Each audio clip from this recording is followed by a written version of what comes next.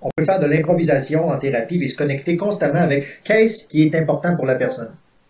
Donc, moi, je suis chanceux, je me suis fait remarquer par une vedette de chez vous, Sam.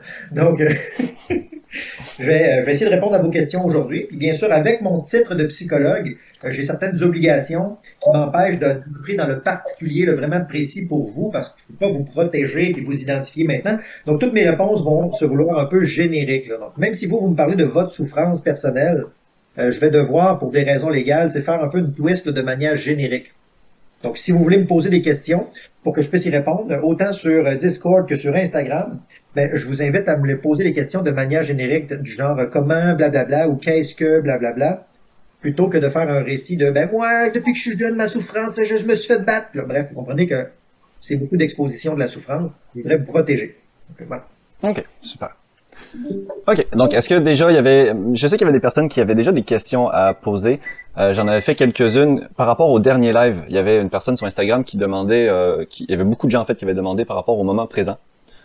Donc c'était comment est-ce que c'est quoi pour eux les, tu sais, on en avait déjà parlé, je pense un petit peu comment se connecter au moment présent, puis avec l'introspection, ces choses-là.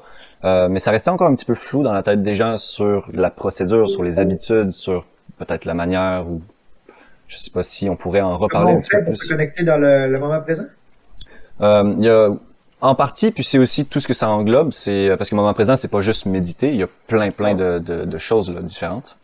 Ok, ben, ma réponse sur si je pouvais développer un petit peu là-dessus, ce serait que faut d'abord différencier le moment présent de l'imaginaire. L'imaginaire, c'est une sorte de décalage par rapport à ce qui se passe pour de vrai. Comme par exemple, je peux partir en imaginaire sur le passé, puis ça, on appelle ça un souvenir. Je peux partir en imaginaire vers l'avenir, ça, on appelle ça une anticipation. Je peux partir en imaginaire en temps réel sur ce qui se passe, puis ça, on appelle ça l'interprétation, l'analyse. Et je peux partir en imaginaire dans ce que l'autre a dans sa tête, c'est un décalage dans l'autre.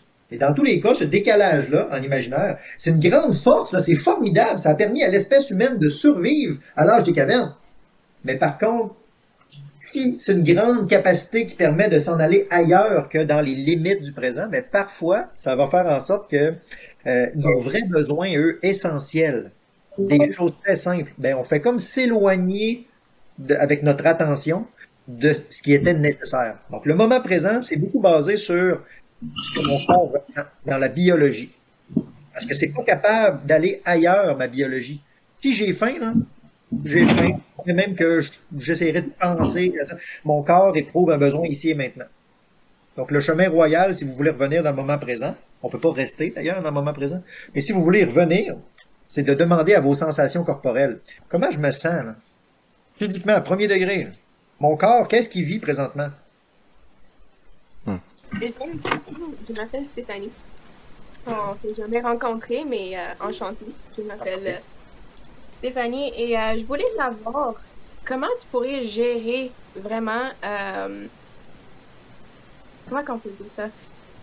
Comment tu peux gérer tes stress pendant que tu es à l'école, soit à l'école, au travail, sans laisser ça vraiment affecter ta présence d'être à l'école ou au travail?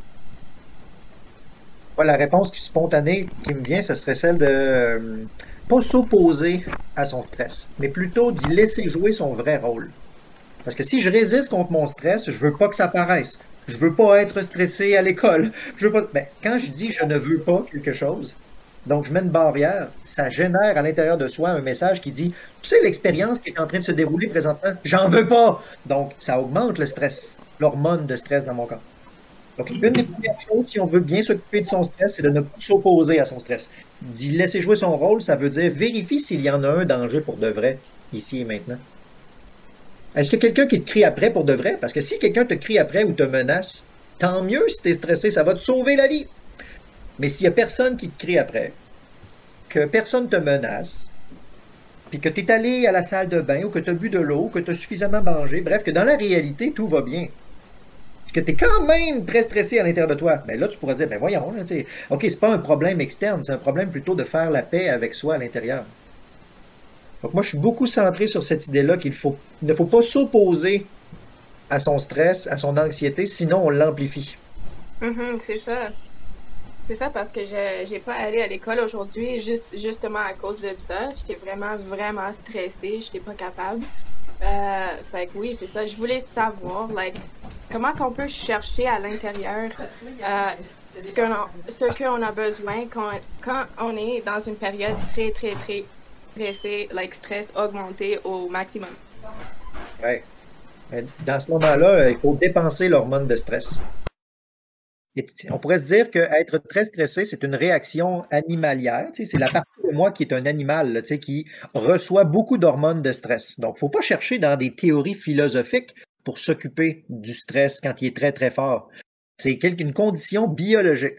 Donc, étant donné que c'est de l'hormone de sang qui s'appelle la cortisol, d'ailleurs, qui circule dans le sang, donc il faut pouvoir dépenser cette énergie-là en, par exemple, monter, descendre des escaliers, aller prendre une marche. Mais vous n'aurez pas le goût là, de faire ça parce que vous êtes stressé, justement. Mais c'est là où ça va être important de faire la distinction entre le goût de quelque chose et le besoin de quelque chose. Si vous êtes très stressé et que ça vous empêche de fonctionner, le besoin réel, à quelque part, c'est réguler le stress. Et plutôt que le réguler mentalement ou en se forçant à se relaxer, là, encore une fois, se forcer à relaxer quand on est stressé, c'est contre-intuitif ou contre-productif. Vaut mieux essayer de le dépenser, cette énergie-là. Et quand vous allez arrêter d'en ajouter une nouvelle dose d'hormones de stress, ben, sachez que ça prend environ une vingtaine de minutes à ce que le sang, les globules blancs, ils dégradent l'hormone de stress. Donc, si je monte, descends des marches 5-10 minutes, que je vais prendre une marche 5 minutes ou que je me laisse le temps de décompresser, ben, dans 20 minutes, je suis apte à retrouver mon équilibre. Ça serait ça ma réponse.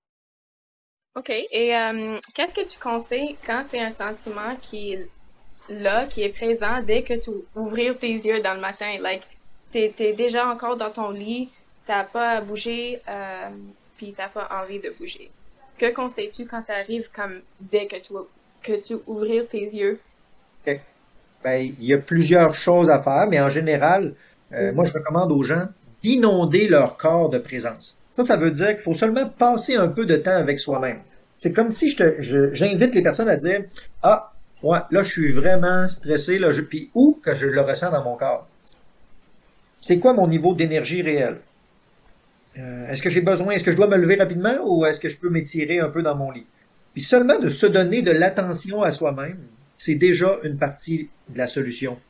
Parce que je vous rappelle que on pourrait dire que le traitement au stress et à l'anxiété, c'est la sécurité et le sentiment de sécurité.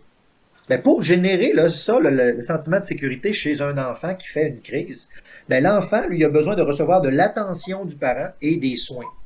Ben, c'est la même chose pour nous en tant que personne un peu plus âgée quand on grandit. On a besoin d'attention et de soins. Et parfois, juste de l'attention centrée sur soi, c'est suffisant. Il y a des études en neurosciences qui ont démontré que quand je me cogne le coude, la majorité des gens font ça comme ça. Ouch! Ou si je m'écrase le doigt en dessous d'un marteau, les gens ne font pas juste ça comme ça. Aïe aïe! Ce qu'ils font, c'est ah! Mon Dieu! Bon ben ça, l'examen de la plaie, c'est de l'attention donnée à ma blessure. Et ça, c'est un soin de protection de la blessure. Et pour pouvoir appliquer de l'attention et des soins, les recherches en neurosciences ont démontré que ça allume certaines structures du cerveau qui font baisser la douleur. Donc, sachant ça, on peut soi-même se faire baisser notre propre douleur émotionnelle ou d'anxiété en tournant notre attention vers comment je me sens pas bien. C'est où dans mon corps? Est-ce que je sens un moton? Est-ce que j'ai la mâchoire crispée? Ça paraît très simple, mais juste le fait de ressentir avec notre attention consciente mise dessus, ça permet déjà d'activer des circuits dans le cerveau qui disent « OK, il y a une partie de la blessure qui est prise en charge, donc on va baisser l'intensité de la douleur et de la souffrance. » C'est pas magique. Mais par contre, dans le cerveau, il y a 6 chemins différents qui construisent la perception de douleur et de souffrance. Puis sur ces 6 chemins-là, il y en a 3 qu'on peut agir volontairement dessus. Donc, dès que j'adopte une attitude d'accueil, que j'arrête de m'opposer contre elle, puis que je peux savoir qu'elle va se terminer, puis que je peux d'ailleurs l'aider, donc une attitude aussi plus favorable, ben déjà, ça fait à peu près baisser de moitié la perception de la douleur. Donc, ça redonne un sentiment de confiance, réussir à faire ça. Mais c'est complètement contre-intuitif d'ouvrir les bras à la souffrance. Parce que le réflexe numéro 1, c'est de dire « Oh non, pas encore! » Mais la solution, c'est d'ouvrir. Ah oui, c'est OK. Bon, je vais refaire le soin. OK. C'est très bon. Merci, j'avais pris des notes. Tant mieux si ça a pu t'aider. Ça demande quand même une bonne pratique, un entraînement. Ça va pas se faire du jour au lendemain, je pense. Ouais, ben, Ça pourrait être tout de suite, mais il faut se donner le temps de développer des nouvelles habitudes. Hmm. Faut être très humble devant la santé pour dire, c'est quoi, ça me dépasse parfois, c'est plus fort que moi. La journée est scrap, puis il faut la laisser passer.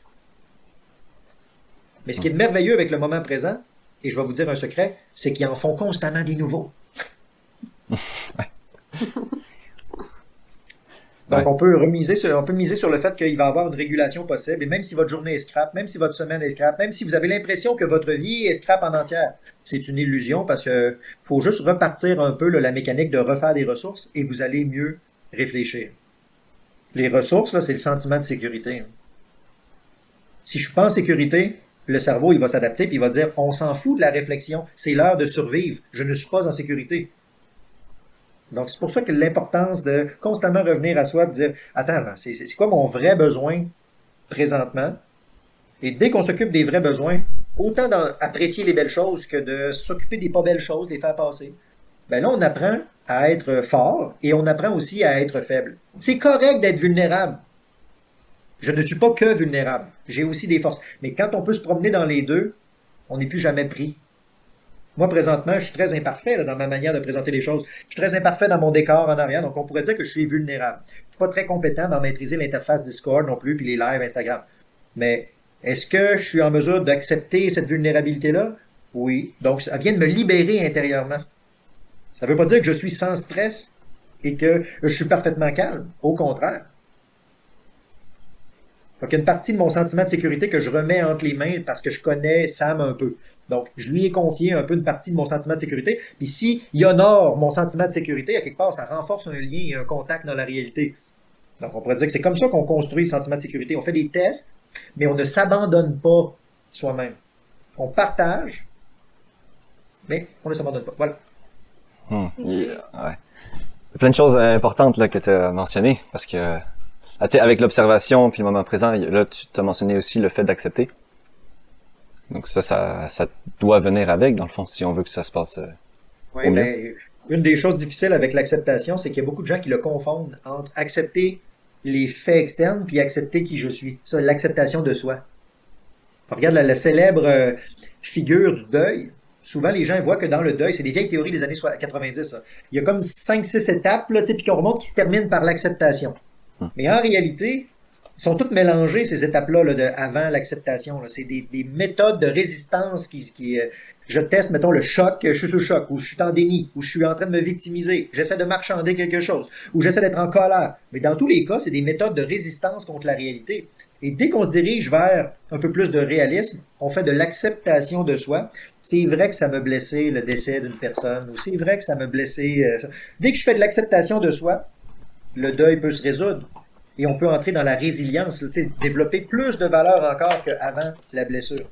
Mais il ne faut pas le confondre avec juste l'acceptation de la blessure. J'accepte que la personne est morte. Ça, c'est plus de la résignation. C'est une perte de pouvoir sur soi-même. Alors que l'acceptation de soi, c'est un gain de pouvoir sur sa propre vie. Si vous voulez construire votre équilibre, construire votre vie, je pense que c'est important de d'abord avoir une prise ici. Ça ne fera pas de vous le centre du monde, mais ça va faire de vous votre propre centre. Puis là, à partir de là, on peut décider si c'est l'heure d'ouvrir. Là, je suis altruiste. Mais dans pas long, moi, je vais refermer parce que je dois être égoïste aussi. C'est égoïste de dormir parce que j'aurais pu aider une personne à finir son contrat. C'est égoïste de manger parce que j'aurais pu donner ma nourriture à quelqu'un qui était à faim. Donc, faut faire la distinction entre égoïste qui alterne à altruiste, mais pas être égocentrique. Ça, égocentrique, c'est je suis le centre du monde. C'est très inadéquat. Mais un sain égoïste, c'est seulement la distinction de qu'est-ce qui m'appartient, qu'est-ce qui est nécessaire. Mes vrais besoins. C'est très très clair. En tout cas pour moi, je sais pas pour les autres là, mais il y avait Laura qui avait une question. Oui. D'abord, bonjour Monsieur Simard, comment allez-vous? Je suis un peu fatigué, merci. Et toi? Ça va, merci. Oui, j'avais une question par rapport à ce que vous disiez tout à l'heure sur l'anxiété. Enfin, c'est un petit peu plus une question demande d'avis. Est-ce que vous pensez que le fait d'avoir une mauvaise clarté avec soi-même, donc d'être un petit peu comme encrassé avec ces résidus émotionnels du passé, peut nous empêcher d'accéder au moment présent et donc nous empêcher, enfin, nous amplifier un peu nos douleurs émotionnelles? Oui, mais moi j'appelle ça le passé qui n'est pas passé. Je j'aime bien. Donc, il est constamment réactivé dans le présent. Puis il crée comme une espèce de filtre qui nous empêche de percevoir qu'est-ce qui se passe pour de vrai. Parce que c'est de l'information qui nous parasite, qui fait comme nous prendre et nous amener en décalage vers le passé. Tout comme l'anxiété d'anticipation nous amène vers le futur puis nous crée un décalage. Mais c'est ici là, que j'avais un besoin réel. Donc si je suis décalé dans mon anxiété là, et mon passé, il a beau arriver la plus belle chose au monde, la plus belle relation amoureuse au monde, elle va tomber sur moi puis elle va même me salir. Plutôt qu'elle arrive ici et faut être capable de constater sur soi-même, attends un petit peu là, je suis décalé, mais mon véritable besoin c'est ici. Le passé, ben, les souvenirs et l'anticipation, c'est, on pourrait dire, des points de référence. On peut pas les effacer. Je peux pas enlever un souvenir, tout comme je peux pas m'empêcher d'avoir des attentes. Mais il faut savoir vivre dans le présent et utiliser le passé, le futur et ce que je pense de l'autre comme des points de référence. C'est comme pour réfléchir des options, comme des miroirs qui se réfléchiraient la lumière. Ben, ça prend cette option-là à l'intérieur de soi, suffisamment de ressources qui nous permet de réfléchir des options. Mais c'est normal d'être accaparé par nos blessures du passé ou les événements du passé parce qu'à quelque part, ça me construit. Donc ça prend un peu d'art. D'accord. Et donc du coup, pour accéder un petit peu à cette clarté, est-ce qu'on serait plus dans l'acceptation de soi, donc dans le fait d'accepter d'avoir des blessures et d'avoir été vulnérable à l'époque, ou le fait d'accepter les faits? Ça prend un peu des deux, assurément, mais le plus simple, c'est commencer par soi-même. Parce qu'on n'a pas beaucoup de besoins individuels. Des désirs, on en a à l'infini. Des actions à poser à l'extérieur, il y en a à l'infini. Mais nos besoins réels là, qui nous permettent de retrouver notre équilibre personnel, il y en a très peu. Il y en a seulement 7 sur le plan corporel. Puis sur le plan émotionnel, il y en a juste 5. Donc, avec une douzaine de références, là, on est déjà en mesure de déjà beaucoup travailler notre présence. Ok. Mais, merci beaucoup. je sais que ça peut parfois sembler large comme question, mais l'idée, c'est de construire des visites sur quel est mon besoin réel ici. Puis après ça, on retournera dans l'imaginaire où on essaiera de guérir certaines blessures du passé. Mais pour finir, moi, sur la réponse, et le dernier élément qui me vient là-dessus, c'est aussi celle de laisser jouer son vrai rôle à un souvenir, comme si j'ai un remords du passé qui me revient. Qui me dit « Ah, j'ai vraiment pas été correct dans cette situation-là ». On pourrait dire que c'est un sentiment qui exprime une valeur importante. Et la valeur, elle pourrait dire essentiellement le message suivant. N'oublie pas de ne pas refaire cette chose-là que tu as déjà fait. Donc, si on l'accueille, on va dire « D'accord, wow, c'est vrai hein, que c'était terrible de faire ça, je le ferai plus là, dans la réalité, dans le présent. » Mais pour ça, il faut se laisser toucher par l'angoisse. Tout comme la culpabilité. Une personne peut se sentir coupable, mais ne pas être coupable. Donc, il faut distinguer de quel côté de la frontière ça vient. Et d'ailleurs, la culpabilité, c'est un signal interne qui dit « Fais attention à ne pas faire de tort aux gens que tu aimes. Hein? N'oublie pas, hein, ne fais pas de mal aux gens que tu aimes. » Donc, si je vérifie dans la réalité, suis-je en train de faire mal aux gens que j'aime? Et que la réponse, c'est oui. Hey, oui, je suis en train de nuire à quelqu'un. Mais tant mieux si je me sens coupable. C'est la manifestation de mon humanité, ma sensibilité. Alors que si je me sens pas coupable, mais que je fais mal, là, il va y avoir une espèce de chemin vers la psychopathie, vers l'antisocial, puis je vais faire mal aux autres. Et juste se mettre à l'écoute du signal d'alarme, puis ça prend un petit peu d'éducation pour comprendre qu'en dessous de chaque signal d'alarme, il y a un besoin réel. Donc, il faut se diriger vers le besoin et non pas seulement essayer de couper le fil du signal d'alarme. Okay. Merci beaucoup. Et par rapport justement au moment présent, Sam, est-ce que tu m'autorises à partager une petite expérience vite fait ou pas? Vas-y. Oui. Tout à l'heure, c'était vraiment un exemple parmi tant d'autres du moment présent où j'ai vraiment apprécié ce petit moment. Juste, j'étais en voiture et je m'étais arrêtée parce que souvent je m'arrête pour lire en voiture, me demandez pas pourquoi, c'est pas grave. Et en fait, j'ai ouvert ma fenêtre et j'ai juste un oiseau qui est venu se poser sur mon rétro en fait, et j'ai juste apprécié ça. L'oiseau, il venait, il repartait, et je regardais juste l'oiseau, je pensais à rien, genre j'étais pas dans mes soucis du passé, j'étais pas dans mince, qu'est-ce que je vais faire demain, qu'est-ce que je vais faire dans 1 heure, dans 5 minutes, dans 10 minutes. Genre, j'étais juste là, je regardais juste l'oiseau, je prenais plein de détails, genre ses ailes, ses mouvements, ses couleurs, et ça fait un bien fou. Et en fait, à ce moment-là, il y a pas de stress, il y a pas d'anxiété, il y a pas cette lourdeur qu'on peut avoir sur les épaules. Et franchement, c'est vraiment un moment super agréable qu'il faut, pour moi, vraiment apprendre à développer, quoi. Ah ouais, l'ouverture à l'expérience, la contemplation, c'est formidable. C'est même une manière de se reposer. avec son Je pense. attention. Notre attention est toujours focusée sur une tâche ou quelque chose à faire. Alors que l'exemple que tu mentionnes, moi, ça me fait penser à l'ouverture de l'attention. C'est comme si je m'ouvre à l'expérience réelle. Ça repose ma capacité attentionnelle qui est toujours focusée sur quelque chose à comprendre et une tâche à C'est faire. ça. Alors, C'est ça fait exactement ça. Mais c'était la très main. très agréable. Et La je pense main que je me est suis fait un pote. l'attention. Vas-y, je vous écoute. Je disais, je pense que je me suis fait un pote aussi, parce que du coup, je lui ai donné un morceau de pain, et il faisait que de revenir, donc peut-être un futur client de coaching, je sais pas, on verra. Ouverture à l'expérience, là, et la gestion de l'attention, c'est une des grandes bases pour entrer dans le monde de la méditation. Parce qu'avant de penser pouvoir faire des choses incroyables sur le plan méditatif, il faut d'abord commencer à orienter notre attention sur qu'est-ce qui se passe pour de vrai, qu'est-ce qui se passe là. Puis lorsqu'on est suffisamment en sécurité, en déplaçant notre attention, on peut commencer à l'ouvrir. Oui, comme vous disiez tout à l'heure, au bout d'un moment, vous disiez, c'est pas parce que je me sens coupable que je suis coupable, c'est parce que dans ma réalité, je me sens coupable, mais dans la réalité telle qu'elle est, je le suis pas. C'est un peu comme, enfin, c'est comme ça que j'ai interprété, en tout cas, ce que vous avez dit tout à l'heure. Ouais. C'est comme il le disait Stéphane Lalonde aussi, quand on avait fait un live avec lui, que lui, il cherchait au mieux à être dans le plus possible dans le moment présent, mais que ça reste quand même impossible. Il y a toujours des moments où on est distrait, des moments où on pense au futur, au passé, etc. Mais son but, c'était d'être le plus souvent dans la contemplation de sa vie, de tous les jours. Ouais. Ce qui est pas une chose facile, mais c'est un entraînement. C'est comme c'est un muscle là, à développer. Il y a beaucoup d'avantages à se foutre de notre santé mentale. Beaucoup d'avantages parce qu'à quelque part, c'est tellement pratique. Ah, écoute, là, c'est pas si pire que ça. Ah ben là, je peux compléter cette tâche-là. Ah ben là, de l'autre est content. Ah ben là, ça m'apporte de l'argent, donc ok, j'en fais plus. Mais en réalité, c'est du décalage par rapport à nos vrais besoins. Tu peux l'expliquer plus en détail, ce foot de notre santé mentale? Ah oui, ben dans le fond, on se fout de notre santé mentale pour plusieurs raisons.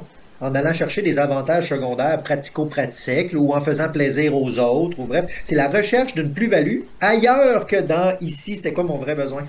Ok. C'est pour ça que je dis de manière un peu confrontante, là, se foutre de sa santé mentale, c'est très pratique. On a d'autres choses à faire dans la vie que d'être heureux. Ok, d'accord. Mais par contre, dès que ça vous intéresse, on peut refaire le chemin vers être heureux, vers la présence. Peut-être parce que j'ai pas compris encore comment on fait pour rester heureux. Mais moi, je résumerais que c'est parce qu'on peut pas rester heureux. Comme on peut pas rester énergisé après une nuit de sommeil, même si ta nuit de sommeil elle dure 2 ans, là, tu vas falloir que tu redormes la nuit d'après. Même si tu as le plus beau buffet au monde avec tous les ingrédients que tu souhaitais, tu peux pas manger vraiment plus qu'environ ça de gros de nourriture compactée. Et si tu vas jusque-là, ben là, tu vas te blesser. Alors que c'était très bon, vas-y, mange, c'est bon manger. Mais non, j'ai besoin de prendre des petites bouchées. Il faut que je refasse un repas, que je retourne à la salle de bain, que je redorme, que je redise bonjour, bref, tout ce qui touche la santé, il faut le refaire. Parce qu'on a bien d'autres choses à faire que de toujours être focusé sur nos besoins. Rebonsoir. Alors moi, je me posais la question, comment réagir face à certaines personnes qui peuvent régulièrement se décrire comme dans l'incapacité de nourrir un attachement, refuser l'attachement avec quelqu'un, refuser l'amour, refuser une construction, je sais pas où, quel autre détail, mais je pense que vous voyez bien quel genre de personnalité Shraeta. C'est un petit peu un coup d'interrogation pour moi, ce genre de personnalité. Ça me fait penser aux blessures, on va dire, d'attachement. Et quand on ne parvient pas à intégrer à l'intérieur de soi à la fois une vision personnelle de moi, je suis correct dans la vie, là, je suis une bonne personne, et je ne peux pas non plus intégrer que l'autre est une bonne personne. C'est deux endroits où il commence à avoir des failles, on va dire, des failles d'insécurité. Pour certaines personnes, leur intimité est tellement teintée de blessures, d'insécurité, que dès qu'on essaie de s'approcher de leur cœur et de leur fragilité, ça leur fait très mal, très peur. Donc, si c'est de l'insécurité qui explique le phénomène, on pourrait dire que le remède, c'est la sécurité.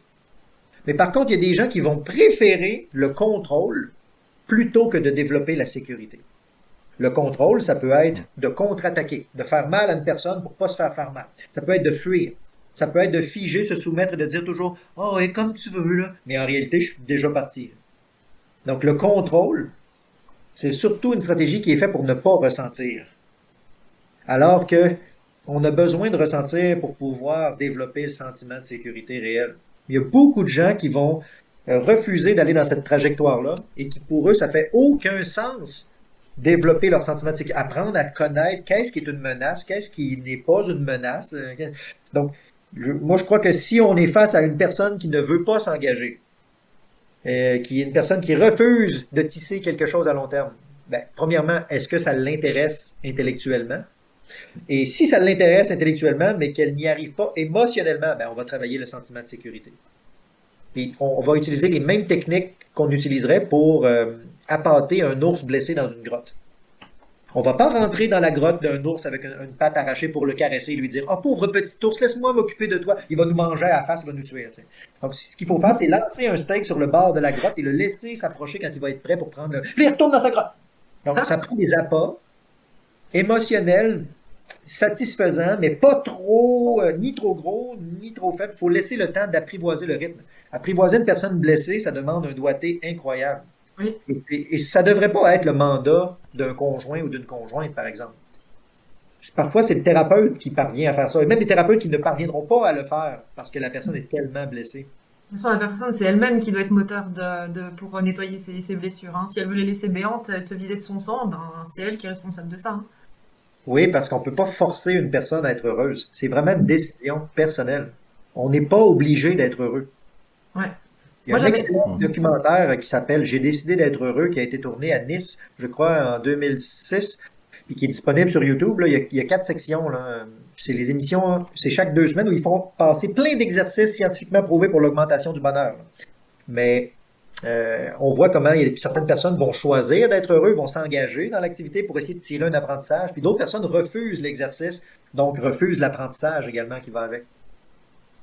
Notre esprit est construit de manière très fragile, donc parfois pour maintenir son équilibre mental et être fonctionnel dans la société, dans son travail, dans sa famille, ben parfois, pour être fonctionnel, il faut faire des choses qui sont pas très matures. Faut se défouler des fois, simplement. Oui. Mais par contre, ça a forcément une portée limitée, ça peut même blesser certaines personnes malheureusement. Mais on doit construire notre accès à la santé mentale là, dans un espace qui n'est pas visible. Ça dépasse l'apparence manifeste des choses. C'est à l'intérieur de soi. Et quand on est dans le monde de la performance, le monde de la survie, toujours stressé, toujours anxieux, ben, on n'a pas vraiment d'idée sur qu'est-ce que ça veut dire, se déposer à l'intérieur de soi. C'est très mystérieux, ça. Puis même ça sert à rien faire ça. Voyons, si je m'enlève des ressources de ce que je fais, c'est une perte de temps. Mais en réalité, ce qui arrive quand on enlève certaines ressources de toujours être en dispersion externe, hyper actif, c'est qu'on va développer un nouvel équilibre. Et on peut aller aussi loin dans le soin de soi que ce qu'on va aller dans aider les autres, tant que le point d'équilibre, c'est le moment présent, justement. Comme une perche qu'on peut développer les deux côtés en même temps, puis ça va rester en équilibre. On peut aller encore plus loin dans notre capacité de prendre soin des autres si on sait prendre profondément soin de soi. Moi, si je dors mal, si je me suis chicané, j'ai eu un conflit avec certaines personnes, que je mange pas, ben c'est sûr et certain que ça va être difficile d'écouter mes clients en thérapie. Mais quand ça va bien, que j'ai bien dormi, que j'ai des bonnes relations, que je suis de bonne humeur, parfois les clients rentrent dans le cadre de porte de mon bureau, je sais déjà de quoi on va parler, je le ressens à l'intérieur de moi. Parce que tu es présent et connecté. C'est ça, parce que moi, je suis nettoyé intérieurement, j'ai pris du temps pour m'occuper de ce qui se passe là. Ça fait comme ouvrir un détecteur de qu'est-ce qui se passe dans l'autre. Ça, c'est une métaphore, une figure de style, mais en réalité, ce que ça fait, c'est quand je suis bien, ça active les structures de mon cerveau qui s'occupent du sentiment de sécurité, du discernement, de l'empathie, de la concentration et de la mémorisation à long terme. Ces structures-là s'appellent les hippocampes. C'est très parlant ce que vous dites, puisque je travaille, je suis aide-soignante à domicile, et c'est vrai que les jours où j'ai particulièrement la pêche, je pense que même mes clients de 85 ans, ils seraient capables de faire des marathons quand je pars chez eux. Je les booste, mais ils prennent 5 jours, 5 nuits de sommeil d'un coup. C'est super, quoi. Vraiment. Ah oui, souvent, on va faire une transfusion avec l'autre personne qui est devant nous, mais peu importe c'est quoi, là, c'est la nature de comment on se sent qui va transfuser. C'est comme un climat. Si je suis de mauvaise humeur, je vais transfuser ma mauvaise humeur dans le climat ambiant. Et paradoxalement aussi, si je vais bien, je vais aussi pouvoir générer de l'espoir chez certaines personnes sans avoir à faire quelque chose d'extraordinaire. Moi, quand j'accompagne des personnes qui sont en idée suicidaire, là, puis qui me disent « je vais me suicider là, ce soir », puis tout ça, là, ben, moi, ça ne crée pas de confusion à l'intérieur de moi, ces balises-là. Je me sens bien équipé, je connais ça, je connais la souffrance d'ailleurs reliée aux idées suicidaires. Donc, je peux m'asseoir à côté d'eux sur le bord du précipice là, de l'idée suicidaire, sans moi sauter dedans. Là, puis juste le fait d'être présent à la personne, ça infuse de l'espoir à la personne qui est à côté de moi. Parce que la présence, c'est comme contagieux, ça. On s'inter-influence. Vous êtes déjà entré dans un lieu où il y a plein de conflits. J'imagine que vous avez déjà senti que, il me semble que c'est lourd comme ambiance. Ouais. Puis inversement, il y a certaines personnes qui s'en vont dans des lieux spécifiques pour se dire, c'est donc merveilleux, ça me relaxe quand je vais là, comme par exemple dans un spa ou dans un lieu de culte. Puis là, les gens arrivent dans cet endroit-là et ils se disent, mon Dieu, on se détend. On dirait que ça invite au calme ou au sacré. Parce que l'ambiance nous infuse, puis nous, on infuse l'ambiance aussi. On est des animaux influençables. Et on influence aussi. D'ailleurs, pour continuer sur cette ligne-là, est-ce qu'il y a des choses qu'on peut faire pour être moins influençable émotionnellement?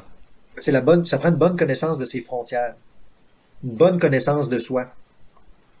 Sur ce sujet-là, je fais fréquemment faire à mes clients, moi, un exercice sur la connaissance de ses valeurs. Qu'est-ce qui apporte de la valeur pour vous dans la vie réelle? Puis, si on réussit à travailler un exercice de valeurs et qu'on parvient également, à force de le travailler, à identifier les valeurs non négociables, les valeurs fondamentales là, que je ne suis pas prêt à transgresser, ben, à ce moment-là, souvent, c'est assez simple. Moi, je demande aux gens d'identifier de 3 à 5 valeurs non négociables pour que ça tienne dans l'intérieur de la main. Donc, quand je vais pas bien, je me demande, est-ce qu'il y a une de ces 5 valeurs-là qui m'appelle à l'aide? Puis souvent, c'est nos valeurs non négociables qui révèlent une angoisse intérieure, puis un mal-être. Parce qu'il nous dit, viens prendre soin, là. Il y a quelque chose d'essentiel qui est négligé présentement. Et dès qu'on en prend soin, ou qu'on sait identifier que, non, tu vas pas me faire ça parce que moi, j'ai ma valeur, par exemple, d'honnêteté. Et si quelqu'un essaie de me manipuler ou de me mentir, je vais rapidement dire, non. Même si la personne veut me donner une cuillère de poison en souriant et en me disant, je t'aime tellement, prends cette cuillère-là, tu vas voir, ça va te faire du bien. Non! Et ça demande une bonne connaissance de soi pour reconnaître que même une personne que j'aime, si elle veut m'empoisonner, je vais dire non.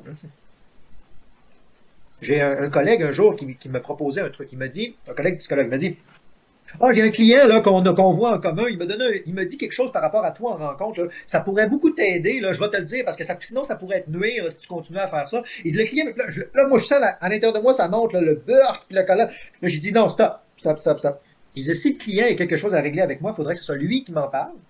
Parce que là, tu es en train de vouloir me donner un feedback négatif de quelque chose, mais tu fais comme le passeur du poison pour l'autre personne ou le mécontentement de l'autre personne. Fait que dans le fond, moi, je peux pas t'en vouloir parce que c'est pas de toi que tu me parles, c'est de l'autre personne. Mais j'ai pas de pouvoir directement sur répondre à la personne. Fait que tu es en train de vouloir m'empoisonner. Là. Fait que même si tu m'aimes et que tu voudrais me donner... Non! Je veux pas le savoir, cette affaire-là. Mais ça demande toute qu'une connaissance de soi pour être capable en temps réel de bloquer quelque chose. C'est plus facile de bloquer les gens qu'on n'aime pas d'habitude. Mais vient un point où on est capable de même reconnaître que quand quelqu'un qu'on aime veut nous faire du mal ou d'empoisonner, ben c'est inacceptable également. Mais ça, tu t'empêcherais pas de justement apprendre quelque chose qui peut te permettre de t'améliorer? Non, c'est parce que je crois que il y a une différence entre un feedback et une triangulation. La triangulation, c'est de passer un message pour une autre personne. Et ça crée une espèce de piège. Parce que là, ça passe par l'autre, ça triangule. Alors qu'un feedback, la personne, elle parlerait de son expérience et tout ça. Elle aurait pu, mon collègue, par exemple, il aurait pu réinterpréter ça et dire, tu sais, moi, dans le cadre de ma pratique, j'ai l'impression que c'est mieux de faire tel genre de choses, qu'en penses-tu? Mais c'est parce qu'en utilisant le savoir sur un de mes clients, ben en plus, ça mobilise mon piton d'alarme sur c'est confidentiel. Je n'ai pas d'autorisation pour parler de mon client. Tu sais. Et en plus, ça me challenge sur pourquoi est-ce qu'il veut rentrer dans la dynamique entre moi et mon client. Donc, c'est-tu parce que tu veux me dominer que tu veux rentrer dans la dynamique sur mon client? Il y a quelque chose qui est louche dans une triangulation. Vaut mieux être là pour de vrai avec la personne puis parler de soi à l'autre. Je suis inquiet parce que j'ai entendu des choses, mais je voudrais te parler de mon inquiétude. C'est beaucoup plus sain que de dire l'autre d'ici. Ça, là, c'est du rapportage, ça ouvre au conflit. Vous savez, la célèbre expression, là, les téléphones arabes, là, où ça se répète un message, puis ça se dilue. Bon, admettons que mon collègue me dit quelque chose, et là, je deviens très en colère par l'information qui m'a été dit, là. Ou je me sens humilié ou blessé. Ben, dans le fond, moi, je vais vouloir en reparler avec mon client. Là, ça vient de court-circuiter mon alliance avec mon client, tout ça, parce que l'autre me dit un message. Donc, parfois, il faut savoir limiter l'expérience quand on voit qu'elle n'est pas directement un témoignage de présence, mais plutôt une triangulation de jeux de pouvoir. Un vrai choix, c'est savoir prendre un feedback, mais c'est aussi savoir renoncer.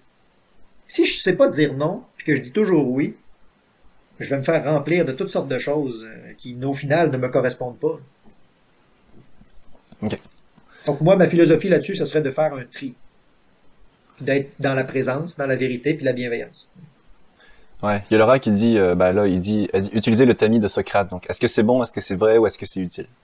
Alors, moi, je l'utilise constamment.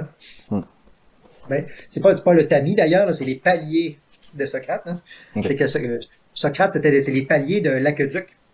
Parce qu'à l'époque de l'Antiquité grecque, la haute technologie de l'époque, c'était l'aqueduc, le guider l'eau vers la cité. Donc, est-ce que tout le monde le connaît, cette histoire-là, ou tu veux que je la raconte, l'histoire des paliers de Socrate, encore? Je pense que tu peux la raconter. OK. Ben, c'est l'histoire d'un élève, d'un maître en philosophie. Le maître, c'est Socrate.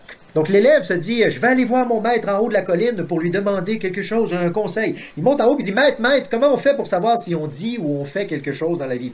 Socrate de répondre, c'est facile. Si tu veux savoir si tu dis ou tu fais quelque chose, il faut que tu passes les 3 paliers de l'aqueduc, comme de l'eau qui coule. Mais si tu ne parviens pas à bien t'occuper des paliers, ben on le dit pas, on le fait pas. Il dit, OK, mais maître, quels sont-ils ces paliers? Le premier palier à te demander, c'est, est-ce que c'est vrai? Est-ce que c'est vrai que tu veux dire ou que tu veux faire cette chose-là? Est-ce qu'il existe pour de vrai? Parce que si c'est une fiction, là, ou que c'est quelque part une fiction qui est fausse, on le fait pas, on le dit pas. Mais si c'est vrai, d'accord, on va se questionner sur le deuxième palier. Et là, l'élève de demander, c'est quoi, maître, le deuxième palier? Le deuxième palier, c'est se demander, c'est-tu important la chose que tu veux dire ou faire? Par importance, on renvoie au code de valeur. Est-ce que c'est important? Est-ce que ça va allumer à l'intérieur de soi une lumière qui dit, ah oui, c'est très important cette chose-là? Parce que même si c'est vrai que tu as envie de le dire ou de le faire, mais que c'est pas important, on laisse faire. On le dit pas, on le fait pas. OK, fait que là, l'élève, il récapitule, il dit, OK, il faut que ça soit vrai, il faut que ça soit important. C'est quoi le troisième palier, maître? Socrate répond, le troisième palier, c'est se demander, est-ce que c'est utile de dire ou de faire cette chose-là? Par utile, on renvoie à l'idée de créer une plus-value. Ça va-tu construire quelque chose ou améliorer quelque chose? Parce que même si c'est vrai, même si c'est important, si ça ne développe rien d'utile, on laisse faire. Mais par contre, si c'est vrai, que c'est utile, et que c'est important et utile, pardon, OK, on le dit, on le fait. Et là, l'élève écoute ça puis il se dit, waouh, c'est vraiment bon, maître. Est-ce que je peux aller l'enseigner aux autres élèves en bas de la montagne? Et là, Socrate de lui répondre, est-ce que c'est vrai que tu veux aller enseigner ça aux élèves en bas de la montagne? Puis là, l'élève fait, oh, oui, c'est vrai que je veux l'enseigner. Oui, c'est vrai que c'est important pour moi, la philosophie et le partage. Et oui, c'est utile, ça va développer la connaissance de tout le monde, et moi, ça va me pratiquer moi-même à le redire, vu que je viens de l'apprendre. OK, parfait, il va. Donc, il arrête de demander la validation du maître parce qu'il a développé les outils pour valider de l'intérieur si on dit ou on fait quelque chose. On s'affranchit du maître quand on s'approprie les critères de validation intérieure. Un maître à penser, un mentor, un thérapeute, un coach, c'est comme un tuteur. Temporairement, on s'attache à lui pour qu'il nous aide. Mais après ça, on peut faire un bout de chemin intérieur par soi-même. C'est très pratique d'avoir un tuteur, un coach, un thérapeute. Mais l'objectif, selon moi, devrait être de développer ces habiletés-là, ce qu'on appelle en psychologie la validation interne. Capable de déterminer ce qui me convient et ce qui ne me convient pas. C'est dur, ça aussi. Oui. J'ai une question par rapport de tout ce que vous avez dit, par rapport des valeurs à l'intérieur, le sentiment de sécurité, puis il faut donner de l'attention ou de soins à votre blessure. J'ai une question par rapport au niveau des relations, avant que j'oublie. C'est comment qu'on peut sentir un sentiment sécurisé si on avait déjà communiqué nos besoins à quelqu'un et la personne ne répond pas à tes besoins. Comment qu'on peut trouver un milieu entre les deux? C'est en tirant une conclusion. C'est en observant la réalité, j'ai communiqué tout ce que je pouvais à l'autre personne. Je lui ai fait des demandes claires. Je lui ai partagé à répétition. Et là, je constate que dans la réalité, il ne répond pas. Donc, peut-être que c'est moi qui dois comprendre que ça n'intéresse pas la personne d'aller dans la trajectoire que moi je lui ai proposée. Peut-être également qu'il n'a pas bien compris. Donc, c'est pour ça que si vous avez de l'espace à l'intérieur de vous, vous pouvez revérifier. Moi, j'aurais le goût de vous proposer une stratégie de demande et de validation là, qui demande seulement 3 ingrédients. On saisit le prénom de la personne. Mettons, mettons qu'il s'appelle Dave. Saisir le nom de la personne, c'est très, très puissant. Dave, oh, c'est une technique utilisée en dressage canin d'ailleurs. On donne le prénom du chien, puis là, oh, ça le saisit son attention. Donc, Dave, ensuite on dit, j'ai besoin de passer une soirée par semaine avec toi, par exemple. On cible un comportement, pas un principe. Je veux me sentir aimé. Ça veut rien dire, ça, je veux me sentir aimé. Je veux passer une soirée par semaine avec toi au minimum à chaque semaine. Ça, c'est plus concret, mesurable et compréhensible pour une autre personne. Mais je veux me sentir en sécurité. Ben, c'est pas de l'autre, là. C'est pas l'autre personne qui peut vous faire sentir ça. Ou vous êtes chanceux si elle y arrive. Mais vous êtes malchanceux si elle y arrive pas. On prend la responsabilité de ça, on nomme le prénom, le comportement spécifique qu'on veut voir apparaître. Et la dernière étape extrêmement importante, c'est aller chercher une validation. Es-tu d'accord? As-tu compris? Veux-tu me proposer quelque chose en échange? Est-ce que ça te semble réaliste? C'est comme si je vais chercher, est-ce qu'il y a eu un écho ou la personne n'avait pas entendu du tout? Pour être un bon émetteur d'informations, il faut saisir la personne de son prénom. On parle de nos besoins. J'ai besoin de telle affaire, comportement précis. Et est-ce que tu es d'accord? On valide. Puis là, on écoute la réponse. Parce que si la réponse, c'est je m'en fous, ou qu'il n'y a pas de réponse du tout, ça nous aide à tirer une conclusion que, bon, OK, je réalise qu'on n'est peut-être pas compatibles ensemble, même si je t'aime, même si ça aurait pu être prometteur. Mais dans la réalité, là, il y a une différence entre la fiction que je m'étais faite et le comportement réel que j'observe. Et donc là, on peut faire des choix plus sécuritaires. C'est qu'on a arrêté d'abandonner notre sentiment de sécurité dans les mains de l'autre. On a juste fait un partage et on observe si l'autre aussi, ça lui intéresse de partager une mise en commun. On ne peut pas travailler la sécurité émotionnelle d'une relation en étant seulement la seule personne qui fait des dépôts. Ça prend que l'autre personne aussi dépose quelque chose. Mais il faut lui montrer comment faire parfois. Quand nous, on souffre, c'est la personne qui souffre qui doit montrer à l'autre comment mieux nous aimer. Donc moi, j'ai besoin que tu m'aimes de manière concrète. Un soir par semaine, où je veux que tu me répondes à mes textos toujours la seconde où je t'écris. Es-tu d'accord? L'autre personne va dire demande refusée. Ou d'accord, chérie. Je ne sais pas quoi. Mais on va chercher la validation. Est-ce que ça répond à ta question? Oui, ça répond très bien à ma question. Merci. Bienvenue. Puis dans le cas où nos demandes sont refusées? C'est là qu'il faut tester la complémentarité ensemble. Parfois, même si on aime quelqu'un profondément et qu'on a des liens d'attachement incroyables, mais parfois on n'est pas compatible. Parfois, la relation va générer beaucoup plus de souffrance que de bonheur. C'est pour ça qu'il faut savoir ne pas s'abandonner soi-même dans la relation, mais plutôt partager notre amour avec l'autre. Mais pas s'abandonner. S'abandonner dans l'autre, là, puis dans l'idée que, je serai tout pour toi et tu seras tout pour moi. Je prendrai soin de toi et tu prendras soin de moi. Ça, là, c'est un fantasme d'enfant. Parce qu'un enfant, quand il grandit, là, il est dans un état de vulnérabilité tel qu'il n'a pas le choix que de s'en remettre entièrement à son parent. Il dit, si tu m'aimes, maman, tu vas prendre soin de moi. C'est juste normal pour un enfant de s'en remettre totalement aux parents. Il est démuni, l'enfant. Il va mourir si on s'en occupe pas. Mais par contre, rendu à l'âge adulte, il faut changer cette mécanique-là. Il faut arrêter de s'aimer comme des enfants. Et s'aimer comme des adultes, ça veut dire ne plus s'abandonner soi-même et savoir être le responsable de son monde affectif. Ça ne veut pas dire se couper de toute souffrance ou de tout besoin. On partage, mais on sait aussi comment limiter. L'enfant, il n'est pas capable de limiter. Il est ouvert, il est influençable à tout. Donc, ça va être important de construire le discernement en apprenant parfois à dire, sais-tu quoi, cette frontière-là, moi, je n'irai pas plus loin. Non, ça, là, même si... moi, ma conjointe, là, si elle est 99% parfaite, mais que son 1%, c'est de tuer des bébés chiens, moi, je dirais non, c'est fini, notre relation. Oublie ça, c'est inacceptable pour moi, ce que tu viens de faire là. Hey, mais on parle quand même de 99% parfaite. Wow, c'est super rare. Tu pourrais tolérer qu'elle tue des bébés chiens? Non, pour moi, ça dépasse ma limite. C'est inacceptable. Donc, je mettrai fin à la relation. Oui, et par rapport de ça, j'ai parlé aussi avec un travailleur social, puis elle m'avait dit de faire un liste avec 3 catégories. Un, c'est ce que vous désirez dans un partenaire. Ça, c'est la zone vert, le go, OK. Si tu vois ça dans un partenaire, c'est très bon. Il y en a la zone jaune où c'est quelque chose qui passe, mais que tu n'es pas 100% d'accord, mais ça peut passer. Puis il y en a la zone rouge où si quelqu'un fait ça, je n'accepte pas ça, like, at all. Ouais. Pas du tout. Mais c'est très bien un exercice comme ça pour construire des balises logiques. C'est ça, oui. Augmente la connaissance de soi. Mais on pourrait dire qu'on ne pourra pas l'appliquer en temps réel en utilisant seulement cet exercice-là. Parce que c'est des codes logiques. Des catégories, genre vert, jaune, ça. Mais c'est très bien pour se familiariser avec les nuances. Mhm. Plus que vous saurez vous familiariser avec des exercices comme ça, avec plein d'autres, avec du coaching, avec de la thérapie, ben, un moment, on devient avec plein d'outils qui nous permettent de comprendre que, tiens, c'est quand il y a 8 théories qui disent que c'est inacceptable que là, tout d'un coup, c'est clair pour moi que ça va pas aller plus loin. Ou, il reste encore un chemin à tester, là, par là. Fait que donc, moi, je trouve ça très bien que ce genre de devoir-là que le travailleur social, le travailleur social vous a donné, parce que c'est de nature à construire des bases là, pour des repères intérieurs. C'est ça, puis ça va avec les valeurs, comme tu avais dit tantôt.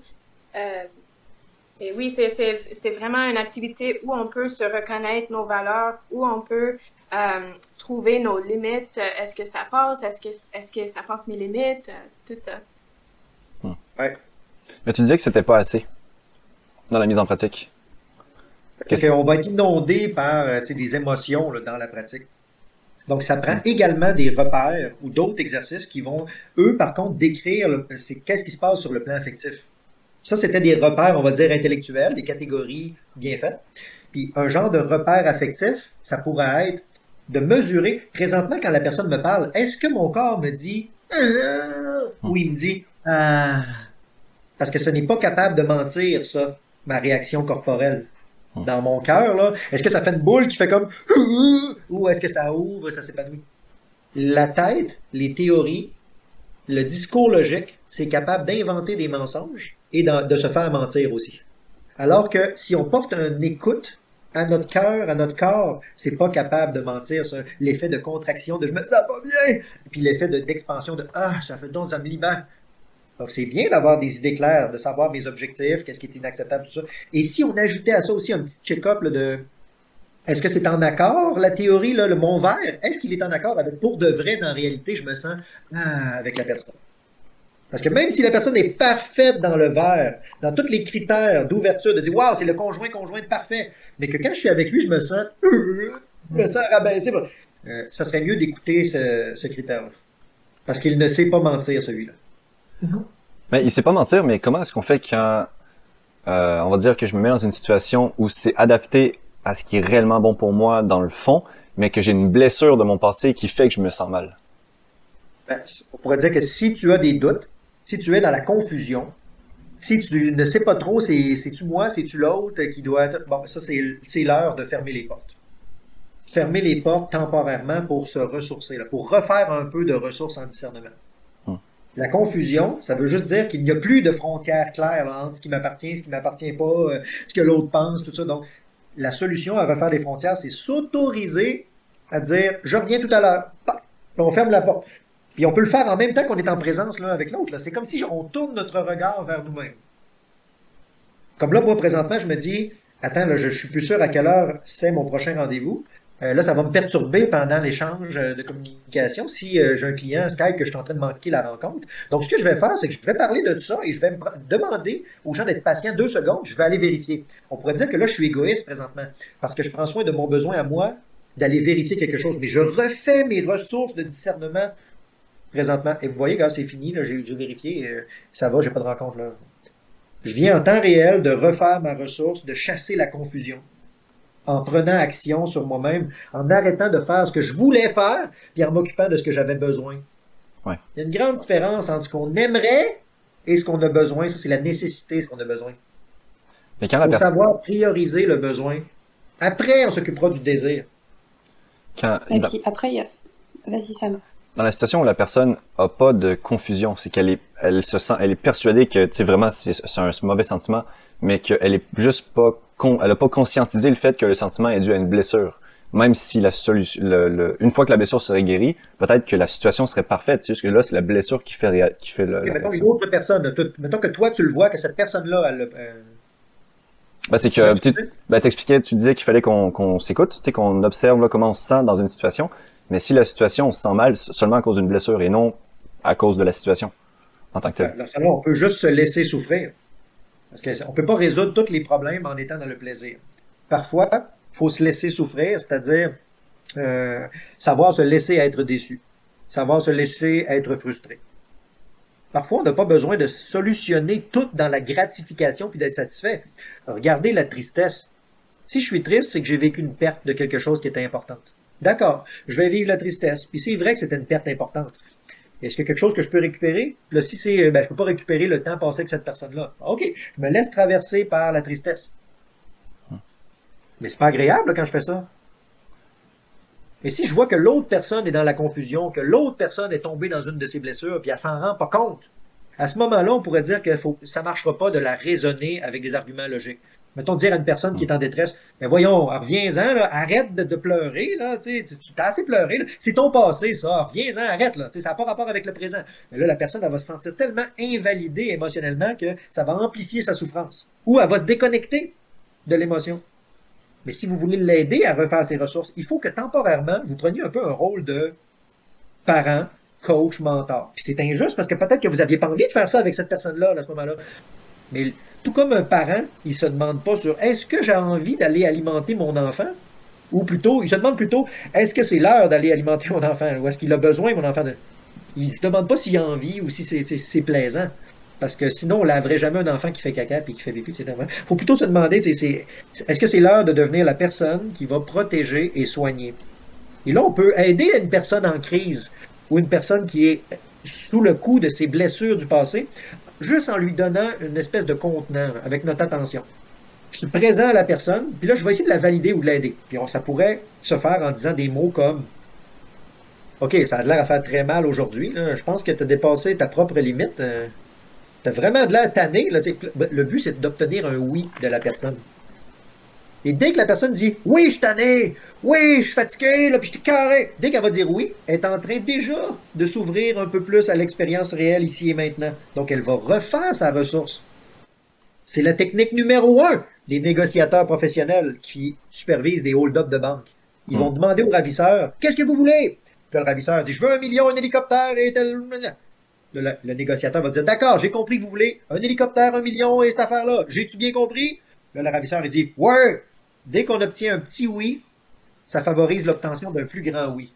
Comme par exemple, le ravisseur, le négociateur, après avoir dit à la personne « OK, j'ai compris, vous voulez ça, ça, j'ai bien compris, oui. OK, parfait, on va travailler là-dessus. Donnez-nous 3 otages en échange là, pour faciliter le travail là-dessus. » Souvent, le ravisseur, il donne plus que 3 otages pour témoigner de sa bonne foi. Alors que si c'était juste les policiers qui intervenaient de manière logique, ils pourraient dire « Donne-nous 3 otages, sinon on tire! » Puis on entend dans l'intérieur de la banque « Paf, paf, paf. » Il vient de tuer 3 otages. OK. T'avais une question, Laura? C'était pas vraiment une question, mais c'est dans le sens où, enfin, j'ai tendance à penser que dans les relations de couple, on part trop avec cette croyance qui est que l'autre, il va être comme nous, il va avoir les mêmes besoins que nous, la même carte du monde, et souvent, on veut imposer ce qu'on est à la personne, et l'autre personne veut également imposer.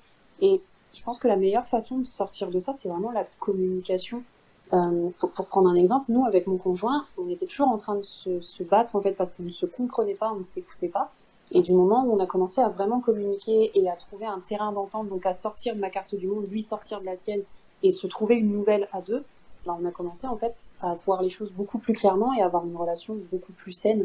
Et nous, aujourd'hui, on dit un seul mot. Si, par exemple, il y en a un de nous deux qui dit le mot citrouille, c'est que, en fait, il y en a un qui a dépassé les limites de l'autre, et hop, on se recadre en disant, bon, ok, qu'est-ce que j'ai fait de mal, qu'est-ce que j'ai fait qui t'a blessé, comment je peux changer les choses, machin. Et du coup, on part sur une discussion.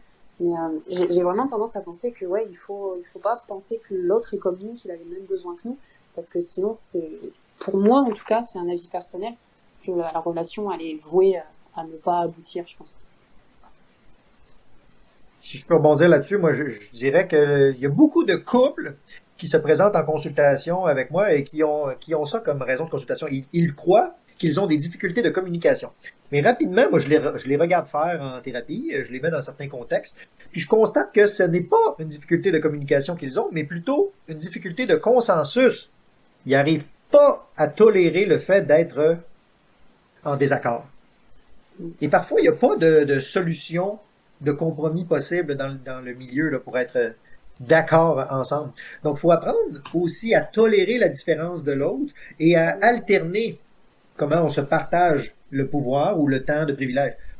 Parce que essayer de trouver un terrain de compromis où les deux, on va être d'accord, parfois, ça crée des aberrations, voire même des choses horribles. Je vais prendre l'exemple du désir sexuel. À moins que tu me dises que ton auditoire, c'est mieux de pas parler de ça, Sam. On est normalement, à partir de 10h30 les soirs, on est toujours très ouvert à ça. Mais... Le désir sexuel, prenons l'exemple d'un décalage dans le couple. Il y a une personne qui a beaucoup plus envie de faire l'amour et l'autre personne n'a pas envie de faire l'amour. Il y en a une qui voudrait le faire 3 fois par jour. Puis l'autre voudrait le faire 1 fois par année, c'est correct. Est-ce qu'on va créer un compromis dans le milieu où on va faire l'amour, on va dire, je sais pas c'est quoi la moyenne de ça, là, mais 1 fois par semaine? Parce que si on fait ça, qu'on crée un compromis entre ces 2 décalages-là, ce qui va arriver, c'est qu'il y a une personne qui va être quand même insatisfaite. Moi, je voulais 3 fois par jour, j'ai 1 fois par semaine. Elle va passer son temps à être frustrée. Puis l'autre personne qui voulait 1 fois par année, ben, elle accepte 1 fois par semaine de se faire abuser sexuellement. Fait qu'elle est complice d'un propre abus contre elle-même. La solution face à un dilemme dans un couple comme ça, c'est de savoir, non pas faire un compromis dans le milieu, mais plutôt de savoir alterner le pouvoir dans le couple. Puis alterner le pouvoir, ça veut dire que parfois je peux regarder le désir de l'autre personne et dire, ben, pour moi, la relation est extrêmement importante, puis vu que tu es une personne importante, je sais qu'on va mettre ton besoin en priorité. Donc la personne qui n'avait pas envie, peut-être que ce qu'elle va faire, c'est qu'elle va aller à la rencontre de l'autre dans son besoin. Dans la réalité, le comportement, c'est qu'elle fait plus souvent l'amour qu'elle aurait voulu. Mais là, ce n'est pas un abus qui est forcé par une négociation, genre mathématique dans le milieu, mais plutôt un partage. Je vais à la rencontre de l'autre parce qu'il est important pour moi. Mais c'est seulement possible de faire ça si l'autre également est capable de le faire. Donc, à certains moments, il va être capable d'alterner puis de comprendre que l'autre, ça ne lui dérange pas, puis il ne va pas le harceler de son désir. Hein. Si on est dans un couple qui est capable comme ça d'alterner le pouvoir, là, de valoriser le besoin de l'autre et de ne pas toujours être centré sur son propre besoin à soi, ben c'est le signe qu'on est capable de tolérer la différence, tout en étant capable de tisser de l'intimité. Mais moi, je vois beaucoup de gens en couple qui essaient de résoudre ça de manière mathématique, là, mais il y a plusieurs thèmes de la vie conjugale qui sont irrésolubles. On ne peut pas le résoudre de manière claire et mathématique. La vie sexuelle, le partage des tâches ménagères, le temps passé au travail versus le temps à la maison, la gestion de la belle famille des ex, du temps sur les réseaux sociaux. Il y en a plein, là. Mais en gros, c'est que ça. Vas-y, je vous écoute. Je comprends pas. Enfin, c'est pas que. Enfin, je comprends pas et du coup, j'arrive pas à déterminer si je suis d'accord avec vous ou pas. Attendez. C'est comme ça, il n'y a pas d'accord. Non, mais il n'y a pas de souci. Mais c'est dans le sens où, en fait, quand je parlais de compromis, si par exemple, une des personnes a besoin de passer du temps avec l'autre et que l'autre personne, je sais pas, a besoin de bricoler, je sais pas quoi. Bah, si l'autre personne, elle vient bricoler avec eux et que finalement les deux sont contents, en quoi ça reste pas bon. Enfin, je pense pas avoir bien compris. Ah, c'est ça, c'est parce que moi, j'ai rien mentionné qui n'était pas bon. J'ai juste plutôt dit que la recherche du compromis où les deux sont satisfaits en même temps, oui, c'est extrêmement rare, voire même impossible. Alors que, mais tant mieux si ça l'est, là. Mais parfois, si ce n'est pas possible qu'on s'occupe des deux en même temps, ben, ce qu'il faut faire pour protéger le couple, c'est on va prendre soin des deux, mais pas en même temps. C'est ça l'alternance. C'est que chacun, il faut qu'il trouve son compte. On va s'occuper du besoin de l'autre, mais peut-être pas toujours en même temps. Parfois, il y a une personne qui a besoin de plus de présence, puis l'autre a besoin de plus de travail. Et ils conviennent ensemble que le temps de présence, c'est le week-end, alors que le temps de travail, c'est la semaine. Et ça se pourrait qu'ils trouvent leur compte comme ça. Alors que d'autres personnes veulent la qualité de présence et le travail en même temps. Et ça veut dire qu'il faut qu'ils doivent faire du télétravail côte à côte toute la semaine. C'est pas toujours possible. Oui, là je comprends mieux. C'est dans le sens du coup, ça veut dire en gros, si j'ai bien compris, du coup ça devient compliqué d'avoir une sorte d'équilibre sur ses besoins là dans un couple. Si nous déjà on est un trou sans fond, enfin dans le sens où on s'aime pas vraiment, parce que souvent on dit que demander aux autres de s'aimer quand on s'aime pas soi-même, c'est comme attendre un bateau à l'aéroport. Ben, c'est un peu ça en fait, parce que moins on va s'aimer et plus on va attendre de l'autre. Et donc moins la relation elle va être équilibrée puisqu'elle va toujours pencher que d'un côté. On ne peut pas aimer une personne plus loin que la qualité qu'on a de notre amour de nous-mêmes. Je ne m'aime pas beaucoup moi-même. Ben, mon amour avec l'autre, ça va être un amour technique, un amour de blessure, un amour voire même de harcèlement. Il y a des gens qui sont en relation de couple et qui disent je t'aime et qui se violentent l'un l'autre, là. Ouais, c'est parce que c'est un besoin. En fait, quand on va chercher l'amour d'une autre personne, quand nous on l'a pas, c'est qu'on essaye de combler quelque chose. Jack, j'ai fait une petite vidéo sur mon TikTok la semaine dernière qui disait, ben hier, hein, qui disait le bonheur, c'est dur à trouver à l'intérieur de soi, mais c'est le seul endroit possible si vous voulez le trouver. C'est pas mal, j'aime beaucoup. Non, nous on a fait autrement. Nous on a mis les 7 boules de cristal de Dragon Ball Z dans un bol, puis au-dessus on a mis si j'ai réussi à trouver les 7 boules, toi tu peux trouver le bonheur. Plus spécifique. Ben merci en tout cas, je comprends beaucoup mieux. Parce que du coup, il y a mon copain aussi qui écoute et il disait, mais du coup, on doit faire plus l'amour. Je comprenais pas. On pourrait dire, est-ce que c'est important dans votre relation? On va utiliser les 3 paliers de Socrate. C'est vrai qu'il a envie de faire plus l'amour? Est-ce que c'est vrai aussi? Parce que si on est ensemble là-dessus, ça va bien. Est-ce que c'est important de faire l'amour? Est-ce que c'est utile? C'est utile, voilà. Mais oui, c'est des cheminements qui peuvent sembler complexes quand on commence à les étudier parce que ça suit des trajectoires développementales qui peuvent sembler complexes, voire même contradictoires parfois. Mais par contre, à l'origine, ça se trouve à être extrêmement simple. C'est de comprendre qu'est-ce qui se passe ici versus qu'est-ce qui se passe ici. Quand on sait faire ça, partager notre attention des 2 côtés de la frontière, ça libère d'une tonne de confusion. OK. Mais moi, dans ma formation en ligne que j'ai appelé Programme Équilibre, là, je parle de 7 grandes clés de santé mentale qu'il faut tourner dans un certain ordre parce qu'il faut vraiment y aller dans ce sens-là, sinon ça crée un peu de confusion ou des limites. La première clé, puis ça rejoint un peu la hiérarchie des besoins de Maslow. D'ailleurs, Sam, c'est pas la pyramide de Maslow, c'est la hiérarchie des besoins. Il n'a jamais parlé de pyramide, le type. Là. Ah oui, il parle de pyramide partout pourtant sur Internet? C'est pas lui qui parle de ça, c'est les gens qui n'ont pas lu ce qu'il a écrit qui parlent de pyramide. En réalité, lui, il parlait de hiérarchie. Puis, la première étape, dans le fond, c'est la sécurité. Donc, ça serait une première clé à tourner. Si vous n'êtes pas en sécurité, ça va être un peu illusoire de penser que vous pouvez vous réaliser dans la vie. Donc, on tourne la clé de la sécurité. Ensuite, il faudrait tourner la clé de la flexibilité sur ce qui était rigide, ça devient souple. Ensuite, on tourne la clé de la connaissance de soi sur qui je suis, qui je ne suis pas. Là, on peut s'entraîner à travers des relations d'amour, d'amitié, des rôles sociaux, l'appartenance à des groupes de pairs. Mais au final, c'est pour faire la distinction entre qui je suis et qui je ne suis pas. Après ça, c'est la clé de savoir gérer les frontières, savoir ouvrir, savoir fermer. Puis, Laura, je ne sais pas si tu veux fermer ton micro quand tu tapes au clavier. Mais ça... Pardon, excusez-moi.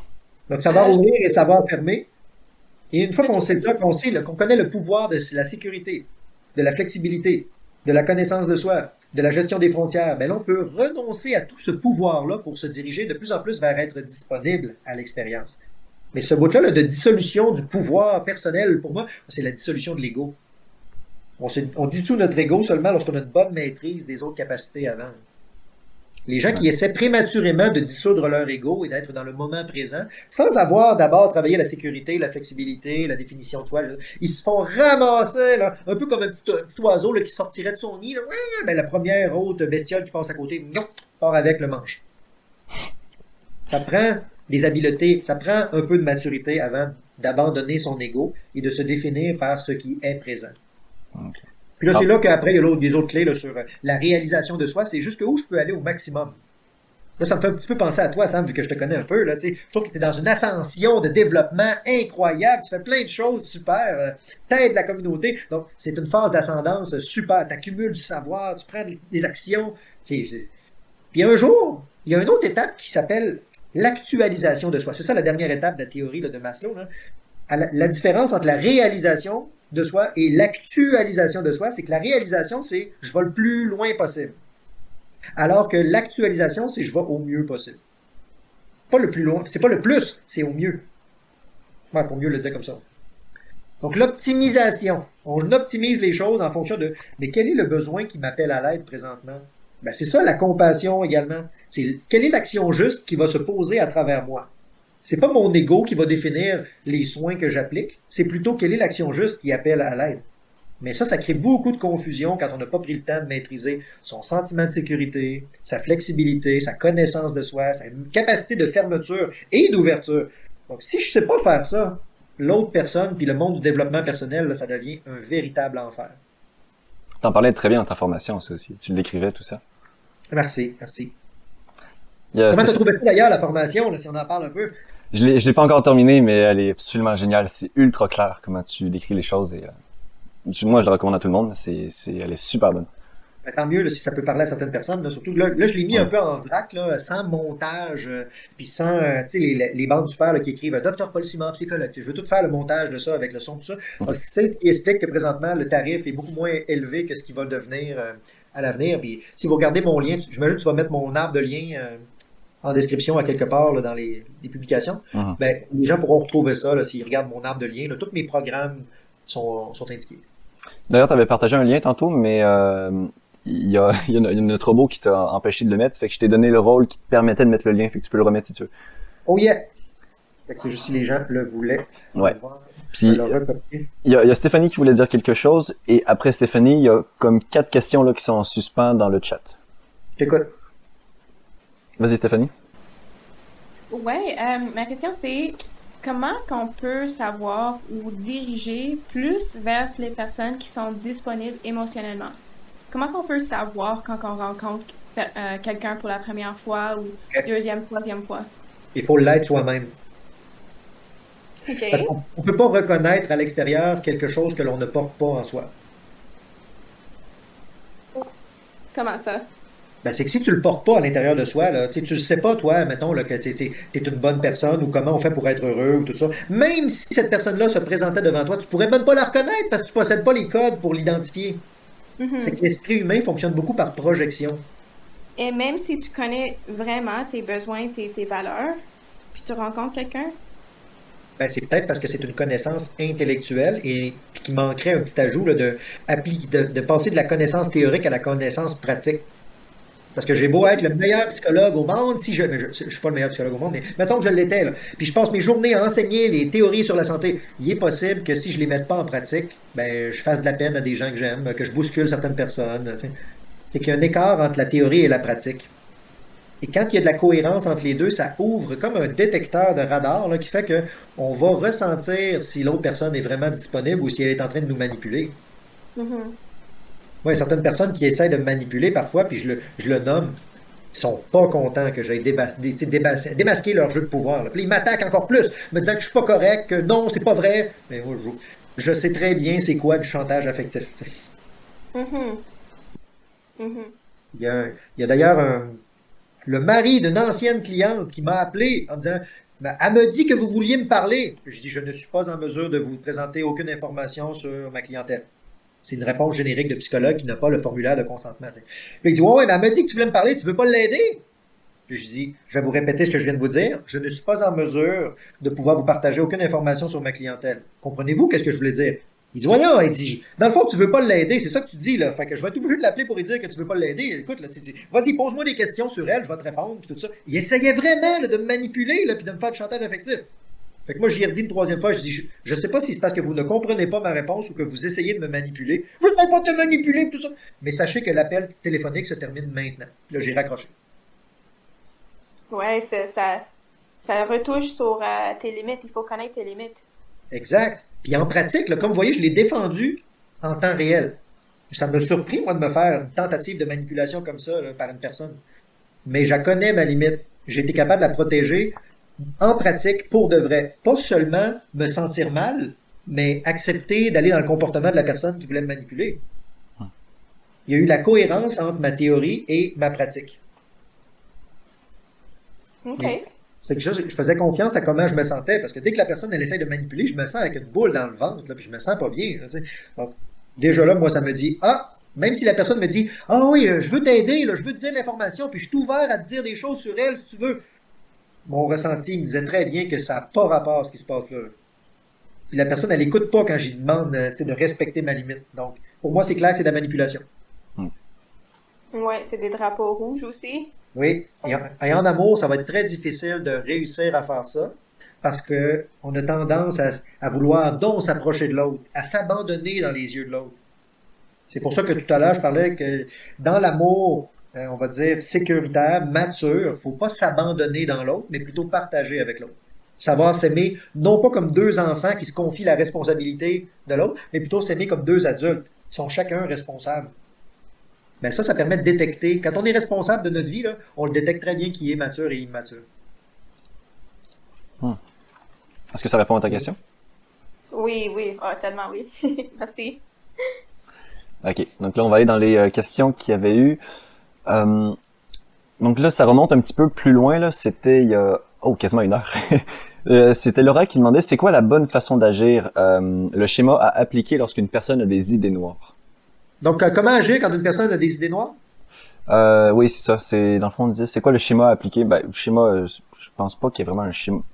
Faut pas que ce soit structurel parce que sinon, t'es pas connecté à la personne, là, mais en gros. Est-ce que c'est écrit idée noire ou idée suicidaire, vraiment? Parce que vous pouvez utiliser le vrai mot. Ben, c'était idée noire, ça faisait référence aux idées suicidaires. C'était quand tu parlais de suicide, justement. Ouais. Mais la première chose à faire, c'est d'arrêter d'utiliser des mots qui déguisent d'autres mots. Faut utiliser les vrais mots. Okay. Parce que si on utilise un mot de déguisement, ça veut dire qu'on est un peu mal à l'aise avec la vérité. Puis déjà là, si je suis mal à l'aise avec la vérité qui était j'ai besoin d'aide, je souffre. Fait qu'on n'est pas vraiment en train d'aider ou c'est notre propre insécurité qui est en action. Donc moi, si on parle d'idées suicidaires, j'aurais goût de vous dire d'abord qu'il y a des professionnels qui sont formés pour s'occuper de ça. C'est pas forcément à vous, comme personne, de vous occuper des souffrances suicidaires de tout le monde. Parce qu'il faudrait pas que vous tombiez dans le précipice, vous aussi, là, si vous vous sentez pas suffisamment solide. Mais vous ne donnerez pas, si je pouvais enlever des mythes par rapport à ça, les idées suicidaires, vous ne donnerez pas envie à la personne de se suicider en lui disant « Est-ce que tu as des idées suicidaires parce que je m'inquiète pour toi? » Au contraire, la personne, elle va peut-être se sentir soulagée de pouvoir enfin partager ça avec quelqu'un. Parce que c'est tabou, hein, parler de ça, de suicide. Donc, juste ouvrir. Est-ce que tu as des idées suicidaires parce que je m'inquiète pour toi? J'aimerais ça que tu m'en parles si c'est le cas. Ben, c'est comme tendre une main secourante à la personne. Ça se peut qu'elle ne saisisse pas votre main secourante. Ça se peut même qu'elle attaque votre main tendue, là. Ah! Mais si elle vous dit oui, en effet, j'ai des idées suicidaires, tout ça, ben là, ce serait bien de dire, ben, tu sais, il va falloir qu'on trouve ensemble de l'aide, puis je vais t'aider là-dedans. Mais ça demande une espèce de doigté assez particulier et une habitude de naviguer dans la souffrance pour être capable d'avancer loin là-dedans. C'est pour ça que vous avez seulement besoin de nommer la vérité et ensuite canaliser vers des ressources adéquates. Puis accompagner peut-être la personne vers les ressources adéquates. Puis si elle veut pas de ressources adéquates, ben c'est là qu'on peut un peu monter le volume et dire, là, tu m'empêches de t'aider, je suis inquiet pour toi, tu veux pas t'aider, je vais appeler les services d'urgence à ta place. Puis là, la personne, ça se peut qu'elle dise, je veux pas que t'appelles la police ou les services d'urgence, puis si tu fais ça, c'est fini, toi puis moi. Ben, sais-tu quoi? Ça, c'est des discours qui sont dits par une personne en souffrance. On peut le mettre de côté. Parce que dès que la personne elle va être en équilibre, si on lui sauve la vie, peut-être que là, elle va pouvoir dire hey, merci de m'avoir aidé, tu m'as sauvé la vie. C'est l'orgueil puis la souffrance qui dit je veux pas que t'appelles la police, tout ça. Donc, c'est pour ça qu'il faut s'entraîner à reconnaître est-ce que la personne me parle en étant dans le discernement ou est en souffrance. Si elle est en souffrance, ça se peut qu'il y ait certaines choses que je ne vais pas la croire au pied de la lettre, puis certaines choses que je vais aussi prendre la responsabilité là, pour éteindre le feu. Mais sachez que ça demande un doigté d'intervenant assez particulier. Il y a même des psychologues qui sont formés avec des doctorats qui ne font pas d'intervention avec des personnes en urgence suicidaire. Moi, j'adore ça. Là. Moi, quand les gens souffrent, et moi, j'ai le cœur qui saigne avec eux, puis je vais les aider parce que je sais très bien c'est quoi. Mais ça ne crée pas de confusion entre ma souffrance et leur souffrance. Parce que je suis constamment en train d'écouter la mienne aussi, pour savoir, c'est-tu l'heure de m'occuper de moi ou c'est l'heure de m'occuper de l'autre? Dans le moment, justement, où tu prends conscience que là, il faudrait que tu t'occupes de toi quand l'autre est en danger. Mais pendant que tu es avec la personne, comment tu fais ça? Ben, je pourrais mettre mes limites. Là. Tu sais, c'est le principe de la première règle du secouriste d'urgence. Ne pas créer plus de danger pour soi-même en voulant aider autrui. Ouais. Parce que si vous voyez une personne qui a eu un accident et qui s'est fait frapper par une voiture, une collision sur l'autoroute, et qu'il y a beaucoup de voitures sur l'autoroute, ben, est-ce que vous allez sauter sur l'autoroute pour aller chercher la personne? Là, il va y avoir 2 morts sur l'autoroute. Là, il faut que vous sécurisiez votre propre condition avant de pouvoir aller porter assistance à une personne en détresse. Donc, pour pouvoir aider une personne en détresse qui souffre beaucoup, on pourrait dire que ça demande beaucoup, beaucoup de sécurité ici. OK. Et si on est beaucoup, beaucoup, beaucoup, beaucoup en sécurité à l'intérieur de soi, il y a beaucoup, beaucoup on peut aller très loin dans aider quelqu'un qui souffre beaucoup, beaucoup, beaucoup. Moi, c'est d'ailleurs le sens de mon tatou. J'ai une grosse aile d'ange qui va jusque dans mon dos. Puis jusque là, c'est pour représenter une espèce d'altruisme, de dire je vais aller aider une personne qui est perdue dans les limbes, tellement qu'ils sont en souffrance, puis abandonnés par les autres, parce que moi, je sais comment faire. Mais il a fallu que je l'apprenne. Donc, j'ai voulu graver sur mon corps la représentation d'une valeur essentielle pour moi, qui était celle de Parfois, là, il faut souffrir avec l'autre personne pour pouvoir y porter assistance. Mais par contre, cette souffrance avec l'autre doit se faire sans confusion. Est-ce que c'est la mienne ou c'est celle de l'autre? Il y a une grande libération à connaître la réalité de ce qui se passe en soi. Nos valeurs, qu'est-ce qu'il y a de beau, qu'est-ce qu'il y a de bien, mais aussi, c'est quoi ma part d'ombre? Et comment tu fais le discernement entre ta souffrance et la sienne? Parce que, Ben, faut aller chercher de l'aide pour soi. Il faut se développer personnellement. Il faut s'entraîner à se connecter à observer même nos propres mécanismes de défense, là, qui clac, clac, clac, clac, nous protègent. Il faut se familiariser avec qu'est-ce qui favorise l'ouverture ou la dissolution de ces mécanismes de défense-là. Parce qu'inévitablement, ça va comme bouger plein de choses. Mais on peut dire qu'il y a plein d'exercices pour développer cette chose-là, cette connaissance de ça. parce qu'il y a, Moi, mon guide, c'est de se promener. Je promène mon attention. Je suis là et je suis là aussi en même temps. 50 là, 50% là, 50%. ok. C'est pas une décision qu'on prend une fois pour toutes, s'occuper de là. Puis là, c'est correct, j'ai plus besoin de m'occuper de là. Là, je suis présent là. Tout comme on peut être surpris à l'extérieur, on peut être surpris par ah tiens, ça réveille une de mes blessures.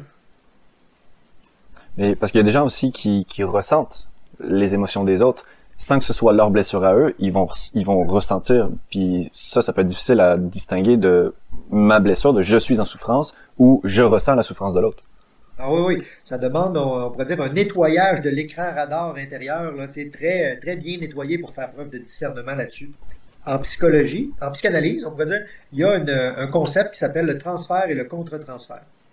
Ben, le transfert, c'est le client qui, à travers la relation de thérapie, va projeter comment il se sent, dans le fond, sur le thérapeute. Puis le contre-transfert, c'est comment le thérapeute se sent par rapport au feeling que ce que la personne en avant de lui raconte. Je vais donner un exemple. Si le client ou le patient il a été abusé sexuellement, mais ça se pourrait très bien que dans ses rapports d'autorité, parce qu'il a été abusé par une personne en pouvoir d'autorité, au cours de la thérapie, il a l'impression que le thérapeute est en autorité sur lui, puis il fait comme transférer sa crainte d'être abusé. Mais un psychanalyste, à l'écoute de comment il se sent à l'intérieur de lui, pourrait se sentir abuseur. Mais ça ne créerait pas de confusion à l'intérieur de lui. Il pourrait très bien dire, ah tiens, je me sens comme ça. Je ne suis pas ça. Mais je me sens comme ça quand je suis en présence de la personne qui est là. D'où l'importance d'avoir des notes, de faire preuve de discernement, parce que se sentir et le faire, c'est deux choses différentes. Ça demande des années d'entraînement, se mettre à l'écoute du transfert contre transfert. Puis le thérapeute également, hein, lui aussi, il va transférer quelque chose sur le client, puis le client va contre-transférer à ce que le thérapeute dit. C'est une mécanique de contamination relationnelle, dans le fond, sur le plan affectif. Puis si vous voulez savoir c'est qui va gagner entre un thérapeute qui veut aider versus une personne qui est très, très, très en souffrance, ben c'est le plus convaincu des deux qui va gagner. C'est pas le plus expérimenté, c'est pas celui qui a raison logiquement, c'est pas celui qui a demandé de l'aide versus celui qui en offre, c'est le plus convaincu. Parce que la conviction, ça l'allume à l'intérieur de nous des structures neurologiques là, qui va permettre de s'ancrer dans quelque chose puis qui va être inébranlable, la conviction. Puis devant la conviction puis la fermeté, ben c'est il y en a un des deux qui va céder intérieurement puis qui va se faire contaminer ou remplir un peu par l'autre. Fait que moi, quand je m'en vais sur le bord du précipice avec des idées suicidaires de certaines personnes, je le contamine avec mon espoir. Tout comme si je reçois trop de gens en détresse avancée, que ça va pas bien dans ma vie, que je sais plus prendre soin de moi, ben je vais me faire contaminer par la maladie mentale des clients, des patients, puis là, je pourrai plus bien les aider. C'est une longue réponse, hein? Je sais pas si c'est clair. Y a-t-il des précisions nécessaires? Pour moi, c'est clair. J'ai le cerveau qui chauffe, mais c'est clair. Ça fait beaucoup d'informations à prendre. Et ouais, il y a Laura aussi qui dit que c'est clair. Je pense qu'il y a encore beaucoup de questions. On pourrait se donner peut-être encore une vingtaine de minutes maximum. Ok, d'accord. Il y avait... Oui, il y avait Chat qui disait, est-ce que en faisant chaque jour répéter des choses positives par la parole ou par des actes, notre cerveau finit par le croire? La répétition, c'est vrai que ça a un effet de consolidation. Parce que à chaque nuit que vous dormez, lorsque votre rythme électrique, vos ondes cérébrales baissent un peu en fréquence, il y a des petites cellules entre les neurones là, qui s'activent. Puis, ces petites cellules-là, il y en a un type là, qui va regarder c'est quoi les connexions du cerveau qui ont servi pendant la journée, mettons la répétition ou ce que vous avez fait, puis qui se disent « Hey, cette connexion-là, elle a été utile, on a survécu grâce à cette connexion. » Fait que là, ils mettent une gaine de protection par-dessus cette connexion-là. Donc ça fait en sorte que quand je me réveille le lendemain, je suis toujours meilleur pour faire ce que j'ai fait hier. C'est aussi la raison pourquoi on tombe sur le pilote automatique plus facilement quand on vieillit. Parce qu'on consolide de manière automatique. Le pilote automatique, ça économise de l'énergie. Donc, je suis meilleur à faire ce que j'ai fait hier, de manière naturelle avec le sommeil. Donc, si je me répète des discours mentaux, c'est vrai que ça va devenir de plus en plus facile de me le rappeler et de plus en plus puissant à l'intérieur de moi. Mais par contre, ça ne veut pas dire que parce que je me répète que je sais voler et que j'ai des super pouvoirs, que je vais en avoir au final. Là, tu peux créer une super fiction. Là, Ben oui, ça me fait penser aussi à une phrase qui m'a beaucoup frappé. C'était que tout ce que tu fais, tu t'entraînes à être meilleur à le faire. Mais ça marche pour tout. Fait que si je décide de te choquer, donc dans le sens où j'ai un rendez-vous, mais je décide au dernier moment de ne pas y aller parce que ça me tente pas, je m'entraîne à être meilleur à faire ce genre de choses-là. Je m'entraîne à être un meilleur lâche ou à abandonner les gens ou à ne pas faire ce que j'avais dit que je ferais. C'est un exemple que j'avais vu aussi récemment, c'était si je suis en train de fumer puis que je veux arrêter de fumer, mais que je dis je vais arrêter de fumer, mais je continue de fumer, mais que je continue à dire que je vais arrêter de fumer, mais je le fais pas, ben je m'entraîne à être meilleur, à ne pas avoir confiance en moi ou à ne pas faire ce que je dis ou à créer une distorsion entre plusieurs choses. C'est pour ça que ça prend des objectifs réalistes. Sinon, il y a des gens qui, en voulant être dans la pensée positive, inévitablement, vu que c'est pas bien attaché avec la réalité, ils retombent dans le négatif. Puis là, ils se disent « Ah, je suis même pas capable d'être positif! » Ils sont encore plus dans le négatif qu'au début de la pensée positive. Moi, ce que je suggère, c'est faites donc un petit détour par la pensée réaliste. C'est quoi ma vraie compétence ou ma vraie maîtrise ou mon vrai manque sur la cigarette, si je veux arrêter la cigarette? Puis là, ça prend des paliers de décompression progressive vers la santé. Trop de santé d'un coup, là, pouf, ça retombe, ça peut tuer quelqu'un. T'es bon de l'oxygène, mais si on en donne trop à quelqu'un rapidement, ça peut brûler ses neurones, puis il va être légume pour le reste de sa vie. Donc, vaut mieux y aller progressivement. Regardez le mécanisme de sevrage de l'héroïne. Pour sevrer des gens à l'héroïne, ils donnent de la méthadone. C'est pas bon en soi de la méthadone, mais ça permet de faire un sevrage un petit peu moins pire que... il y a plusieurs paliers comme ça de décompression qui s'en vont vers la santé. C'est pour ça qu'il y a trop de santé d'un coup, trop de motivation, trop de ça, trop de pensées magiques positives. Ça a un contre-coup qui fait pouf, on retombe pire qu'avant. Ouais. C'est comme mon beau-père qui a été alcoolique pendant plus d'une quinzaine d'années, puis il a arrêté du jour au lendemain. 3 jours après, il avait les yeux tout jaunes, qui était en train de faire une cirrhose du foie. S'il n'allait pas à l'hôpital dans les heures qui suivaient, il était mort. Fait que arrêter, c'est bien, mais il y a des choses qui doivent se faire progressivement. Ah ouais, oui. Okay. Vaut mieux faire une évolution qu'une révolution. Parce que dans une révolution, il y a des têtes qui se coupent, des gens qui se pendent, c'est sanglant de révolution. Alors qu'une évolution, ben on voit peut-être des fois pas le début de la fin, c'est où que ça a changé, je sais pas trop, tout ça, mais au bout, tu fais, ah tiens, je constate que j'ai changé. Au Japon, c'était un peu ça le principe, pourquoi il y avait une ceinture blanche qui devenait une ceinture noire. C'est qu'il n'y avait pas un peu de transition là, codée comme la Corée puis l'Occident mis en place, là, blanche, jaune, bord, jaune, orange avec rouge, bref, là, j'invente des couleurs, là, mais avec plein de découpages. C'est que l'idée derrière ça, c'était pratique 10 000 fois ton coup de poing, pratique 10 000 fois ton coup de pied, on recommence à la base avec la pointe. Puis là, un jour, le maître, il disait, il déchirait la ceinture blanche, puis il disait, voici ta ceinture noire. Maintenant, t'es un maître aussi. Puis là, oh, surprise. Ben oui, c'est vrai, je suis pas comme avant. Ben oui, constatez ça. On le voit pas toujours apparaître de manière logique, segmentée, mais il faut comme s'engager dans une trajectoire évolutive. C'est-tu par là que j'ai les choses qui prennent soin de soi? Est-ce que c'est par là l'idée de développer mes compétences? Oui, bon ben des micro-succès. Un jour, on finit par dire, je suis rendu un maître dans mon domaine. Tu sais. Okay. Peux-tu ajouter un commentaire? Oui. Par rapport des cigarettes aussi, je trouve que c'est tellement important que tu en as un soutien autour de toi qui va te supporter. Exemple, les cigarettes, si tu veux quitter les cigarettes. Aussi, des personnes qui comprennent que c'est un processus progressif. C'est pas, tu vas pas juste te réveiller un matin puis flop, je suis fini avec les cigarettes. Ça marche pas comme ça. Le chemin de commencer les cigarettes, ça a commencé progressivement. Fait que quand tu veux arrêter à fumer des cigarettes aussi, il faut que ça arrête progressivement parce que c'est un choc pour ton corps. Puis il faut vraiment avoir des gens qui peuvent comprendre ce processus parce que sinon ça va te faire plus mal que tu veux arrêter, tu dis que tu veux arrêter, mais que les personnes sont à côté de toi, de ton oreille, qui disent « Ah, mais t'avais dit ça, t'avais dit tu vas arrêter à cette date. » Ça aide pas vraiment. effectivement. Fait il faut vraiment avoir un soutien, des personnes sportives autour de toi quand tu es en train de quitter ou de changer une habitude mauvaise. Ben, ça, c'est juste en même temps le témoignage. Peux-tu fermer ton micro? Je pense qu'il c'est le témoignage que pour toi, c'est important, la socialisation, le groupe de soutien. Mais pour une personne qui, par exemple, souffrirait d'anxiété sociale, une personne qui est antisociale, qui déteste les contacts avec les autres, bon ben, pour cette personne-là, avoir l'opinion ou l'intervention de d'autres personnes alors qu'elle est en train de travailler ses fragilités, ça va être un ennemi total. Tu sais. Je veux qu'on me laisse tranquille pour travailler mes blessures. Donc, si pour une personne, c'est important d'avoir le soutien du réseau social, c'est en même temps l'expression de nos valeurs personnelles. Ce n'est pas un remède ultime en soi, le réseau social auto. Ça peut être la pire chose au monde, tout comme ça peut être la plus belle chose au monde.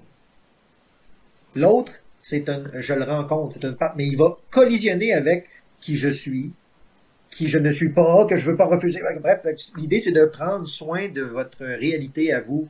C'est depuis ce réalisme-là, de l'acceptation de soi, qu'on construit des ressources intérieures, qu'on construit des succès extérieurs. Et là, au final, on est capable de naviguer dans la vie avec plus de repères. Ça ne veut pas dire qu'on va pas tomber. Moi, je tombe fréquemment dans mes angoisses ou je deviens colérique en conduisant. Mais par contre, je m'en viens habile à l'identifier. Puis là, je me dis, OK, je savais pas que j'avais autant besoin de repos ou de respect. On va commencer par me respecter moi-même. Puis là, voilà, la colère s'en va ou la souffrance, ça va. Mais après, ça, ce qu'elle a dit, je comprends, et ça va à l'encontre de ce que mon beau-père disait lui par rapport à son expérience, où il disait que pour arrêter une addiction, t'arrêtes, et c'est ne pas retomber. Qui là, t'as besoin d'un suivi, t'as besoin de quelqu'un, mais lui, selon lui, c'est que t'arrêtes tout de suite, t'arrêtes tout, puis par la suite, tu te fais accompagner, tu te fais aider pour ne pas retomber. Ouais. Ben, c'est souvent quelque chose. Lorsque l'addiction nuit au fonctionnement quotidien de la personne, c'est vrai que ça peut demander un arrêt systématique pour qu'il y ait un minimum de réparation. Là. Parce que les gens qui sont, quand ils en goûtent un petit peu, ils savent pas arrêter. Puis là, ils tombent dans plus. Et si je prends l'exemple des alcooliques anonymes, le vrai objectif des alcooliques anonymes, c'est de développer la sobriété.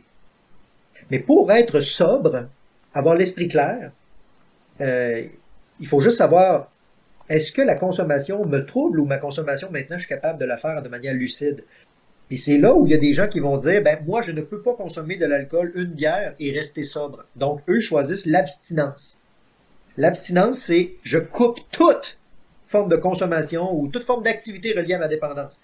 Mais le vrai objectif, c'était pas l'abstinence, c'était la sobriété. Avoir l'esprit clair.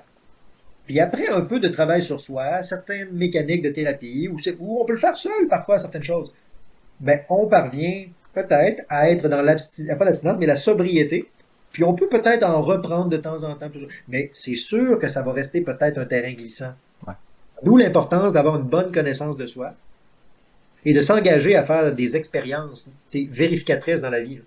Moi, j'ai été dépendant aux jeux vidéo là, de type Skyrim, de World of Warcraft, puis des choses comme ça, les jeux de rôle en ligne. Là. Puis ça fait 6 ans que j'ai traité ça, que j'ai arrêté. Là. J'ai fallu que je coupe là, au complet, parce que c'était trop fort. Là. Je commençais à jouer une partie. Là. Je pouvais jouer là, jusqu'à temps que le client rentre dans la salle de... Ça me troublait mon esprit. Donc, dès que j'ai arrêté, j'ai pu commencer à le soigner. Mais maintenant, là, je suis capable d'avoir sur mon ordinateur là, 1 ou 2 jeux, puis de toute façon, ça m'intéresse plus. Je joue. Fait que c'est du cas par cas. Là. J'ai réussi à développer la sobriété sur ce sujet-là. Okay. Je suis plus absorbé. Mais tant qu'on n'est pas en mesure de faire preuve de discernement et d'éviter l'absorption dans l'affaire, c'est vrai qu'il vaut mieux l'abstinence totale. OK. Donc ça dépend, ouais. Ça dépend juste des situations de chaque personne. Okay. Les gens ne sont pas tous fragilisés de la même manière. Ouais. C'est une racine, les racines d'un arbre, même si on coupe certaines racines, ça se peut très bien qu'il y ait d'autres racines qui apportent l'eau par les autres cheminements, tout ça. Donc, c'est un peu le même principe avec les habitudes de vie. C'est une arborescence de connexion. Là-dessus, il y a des grandes tendances, là, c'est bien sûr. OK. Alors il reste 2 dernières questions. Il y a Laura qui disait, il disait, est-ce que la répétition des choses ne nous amène pas à entrer plus facilement en pilote automatique? Exemple, avec un médecin qui fait le même diagnostic depuis des années et qui ne prend plus la peine d'examiner à 100% les patients. En faisant cela, est-ce qu'on peut passer à côté de quelque chose? Oui. Moi d'ailleurs, je suis très sceptique sur, mettons, mes collègues qui font des évaluations sur un thème en particulier. Sceptique, ça veut pas dire qu'ils sont pas bons, là. Ça veut pas dire que je trouve qu'ils sont incompétents. Sceptique dans le sens où, si tu évalues une personne, mais que tu fais juste rechercher le problème A, ben, il est fort probable qu'en recherchant le problème là, tu trouves quelque chose qui est le problème A ou qui n'est pas le problème A. Mais peut-être qu'il y avait un problème B à côté qui était très important, là. Mhm. Mais ce qu'il faut comprendre, c'est l'utilité réelle du pilote automatique. Sa vraie fonction, le pilote automatique, c'est économiser de l'énergie pour nous faciliter la vie. Donc, un médecin ou n'importe quelle personne qui serait toujours sur son pilote automatique, ben, vous pourrez vous dire à partir de maintenant que cette personne-là a donc besoin d'être en économie d'énergie sur son pilote automatique. Mon Dieu, comment ça se fait qu'elle n'a pas beaucoup d'énergie comme ça? Je vais aller l'aider. Il y a des gens qui sont des professionnels qui peuvent s'emprisonner, en effet, dans un pilote automatique et être un peu aveugle ou avoir une mire comme ça. Moi, je refuse de faire des expertises ou des évaluations sur un sujet. Quand je me fais demander, par exemple, je voudrais savoir si j'ai un TDAH ou pas. J'ai des collègues qui sont bien meilleurs que moi pour s'occuper de ça. Mais moi, j'aime mieux évaluer la personne. Puis en évaluant la personne, là, je peux confirmer sur est-ce qu'il y a ce diagnostic-là ou cet autre diagnostic-là. Parce que c'est un des critères diagnostiques officiels. Là, c'est si tu as ce diagnostic-là, tu dois te dire ne peut pas être expliqué par ça, ça, ça, puis ça, puis ça. Mais si tu les as pas évalués, tu fais un diagnostic un peu biaisé. Ils font beaucoup ça dans Dr House, la série. Ils vont tout le temps chercher d'autres possibilités jusqu'à vraiment confirmer que c'est... D'ailleurs, en parlant de... plus réaliste. En parlant de ça, moi j'avais une question qui me traînait d'ailleurs, c'était par rapport à Stéphanie sur les antidépresseurs. Est-ce qu'ils peuvent avoir un effet néfaste même après qu'on arrête d'en prendre, sur le mental ou l'équilibre émotionnel ou... Ben, bien sûr. Et est-ce que ça se récupère ou est-ce que c'est permanent? Ah, mais ça dépend lequel effet. C'est que c'est pas tout le monde qui réagit de la même manière aux antidépresseurs et c'est pas tout le monde qui réagit de la même manière aux mêmes antidépresseurs. Puis il y en a plein d'antidépresseurs. Fait que c'est un peu un coup de marketing, ça, de dire que l'antidépresseur, il y a un effet antidépresseur, puis il y a des effets négatifs aussi, des fois. T'sais. En réalité, il n'y a pas un effet antidépresseur et des effets négatifs. Il y a un effet, tout court. Puis il y a certains de ces effets-là qu'on va aimer, et d'autres qu'on va pas aimer. Mais c'est pas un effet secondaire, c'est un effet réel. T'sais. Puis dans cet effet réel-là, c'est qu'il y a un chamboulement de la chimie du cerveau. Là. Donc, oui, il y a des personnes qui peuvent avoir une chimie de leur cerveau qui est débalancée ou qui sont blessées, qui sont suractivées ou pas assez activées. Mais pour être un petit peu plus précis puis arrêter d'être dans le flou hyper général, là, je vais vous dire qu'à la base, une des choses que souvent les antidépresseurs font, c'est qu'ils bloquent les pompes de recapture de la sérotonine. Ça, ce que ça veut dire, c'est que dans un neurone, il envoie le signal puis il libère de la sérotonine dans la fente là, entre l'autre synapse pour envoyer un message de « Vas-y, sois heureux ». Ben, il y a des petites pompes ici là, qui recapturent les neurotransmetteurs qui n'ont pas été utilisés pour dire « Sois heureux ». Mais en bouchant les pompes ici là, de recapture, ça laisse la sérotonine plus longtemps dans la craque. Là. Donc, ça dit au cerveau, sois heureux plus longtemps. Mais il y a des gens qui, à force d'avoir le médicament qui dit bouche les pompes de recapture, ben peut-être que ils vont développer une accoutumance à avoir cette pompe-là de recapture fermée. Puis que le cerveau ou le neurone n'arrive plus à en fabriquer suffisamment là, de neurotransmetteurs après plusieurs années. Là, puis là, il y aurait besoin d'y récupérer ceux donnés là, pour en refiler. Mais les pompes sont scrap. Mais là, je vous fais des généralisations encore une fois. Mais il y a plusieurs sortes de symptômes, il y a plusieurs sortes d'antidépresseurs. Puis la meilleure personne pour répondre à ces questions-là, c'est soit un pharmacien ou un psychiatre. Okay. Même si moi, je connais la médication un peu, les spécialistes de ça, c'est vraiment les pharmaciens et les psychiatres. OK. Et puis, il restait... Elios qui disait, j'ai une petite question, justement. Comment on trouve cette volonté, par exemple, pour installer une nouvelle habitude et s'y tenir? Est-ce que c'est un déclic? Pour tenir une nouvelle habitude. La question, là. Il y a l'élément de s'y tenir, puis l'autre, c'était l'en développer, une nouvelle habitude? Il disait comment est-ce qu'on trouve cette volonté, par exemple, donc, comment est-ce qu'on trouve la volonté, par exemple, pour installer une nouvelle habitude et s'y tenir? OK. Ben, on trouve la volonté en la générant. Pour générer de la volonté, ça prend un corps en santé. On y demandera pas, là, parce que souvent les gens ils disent « Ah, j'ai pas la volonté d'aller m'entraîner » ou « J'ai pas la motivation. Quand je serai motivé, j'irai m'entraîner. » Mais c'est fonctionner à l'envers parce que c'est si je m'entraîne, que je dors bien, que je mange bien, que je bouge, que ça va générer de la motivation. Donc, si vous vous questionnez sur comment générer de la motivation et de la volonté, prenez soin de votre corps. Assurez-vous d'avoir un corps en santé. Arrêtez de l'empoisonner avec de l'alcool à tous les soirs. Arrêtez de prendre des drogues qui vous massacrent les capacités de réflexion. On parle pas de drogues récréatives, c'est des drogues qui pourraient se maganer. Alors, ça, c'est pour l'élément de comment on fait pour se motiver ou créer de la volonté. Il faut d'abord un corps qui est en santé. Puis comment on fait pour garder cette motivation-là ou cette volonté-là? J'ai le goût de vous dire, c'est condamné à l'échec si vous essayez de garder la motivation. C'est pas dans la nature biologique des choses de rester dans le même état. Laissez partir votre motivation quand elle est finie, refaites-en pousser de la nouvelle. Puis quand on apprend à renouveler notre motivation, ou notre énergie, notre volonté, bien on peut le renouveler quasiment en temps réel, à chaque jour. Donc ça donne l'impression qu'on se maintient sur une trajectoire.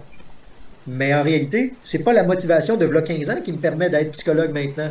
C'est la motivation que je cultive maintenant aujourd'hui qui me soutient. Et si j'étais plus motivé ou que je ne me prenais plus bien soin de moi ou que c'était plus ce qui me correspond à mes besoins, même si j'étais convaincu il y a 15 ans que c'était ça que je voulais faire, ben, je devrais céder à la réalité qui me dit, ben, dans la réalité, c'est plus ça qui me ressemble. Mais je vous rassure, là, c'est ça qui me motive encore. C'est que j'en prends soin à tous les jours. Ouais, c'est aussi de se rappeler le pourquoi de je fais ça. Parce qu'on a tendance à oublier quand on se lance. Parce que moi, c'était mon gros problème. La grosse difficulté dans le début de mon développement personnel, c'était de me fixer des habitudes et d'y tenir, de les faire, de les garder. Puis ça, j'étais incapable. Ça ne durait jamais plus qu'une semaine ou deux. Même si j'étais motivé, même si j'avais un pourquoi, tout ça. Mais après, ça, c'est moi. Je suis incapable de faire des choses à répétition pendant longtemps si c'est pas vraiment ce qui me passionne. Si vous voulez vous faciliter la vie pour l'application d'une nouvelle routine ou d'une nouvelle habitude, il faudrait que vous mainteniez, que vous fassiez un effort pendant au minimum de 3 semaines, si vous le pratiquez à tous les jours. Mais ça, c'est 3 semaines si vous le pratiquez tous les jours et que vous n'êtes pas trop stressé. Parce que mal dormir puis être stressé réduit le temps d'apprentissage de la nouvelle habitude. Prenons un exemple fictif d'une personne qui se lèverait à 5 heures tous les matins.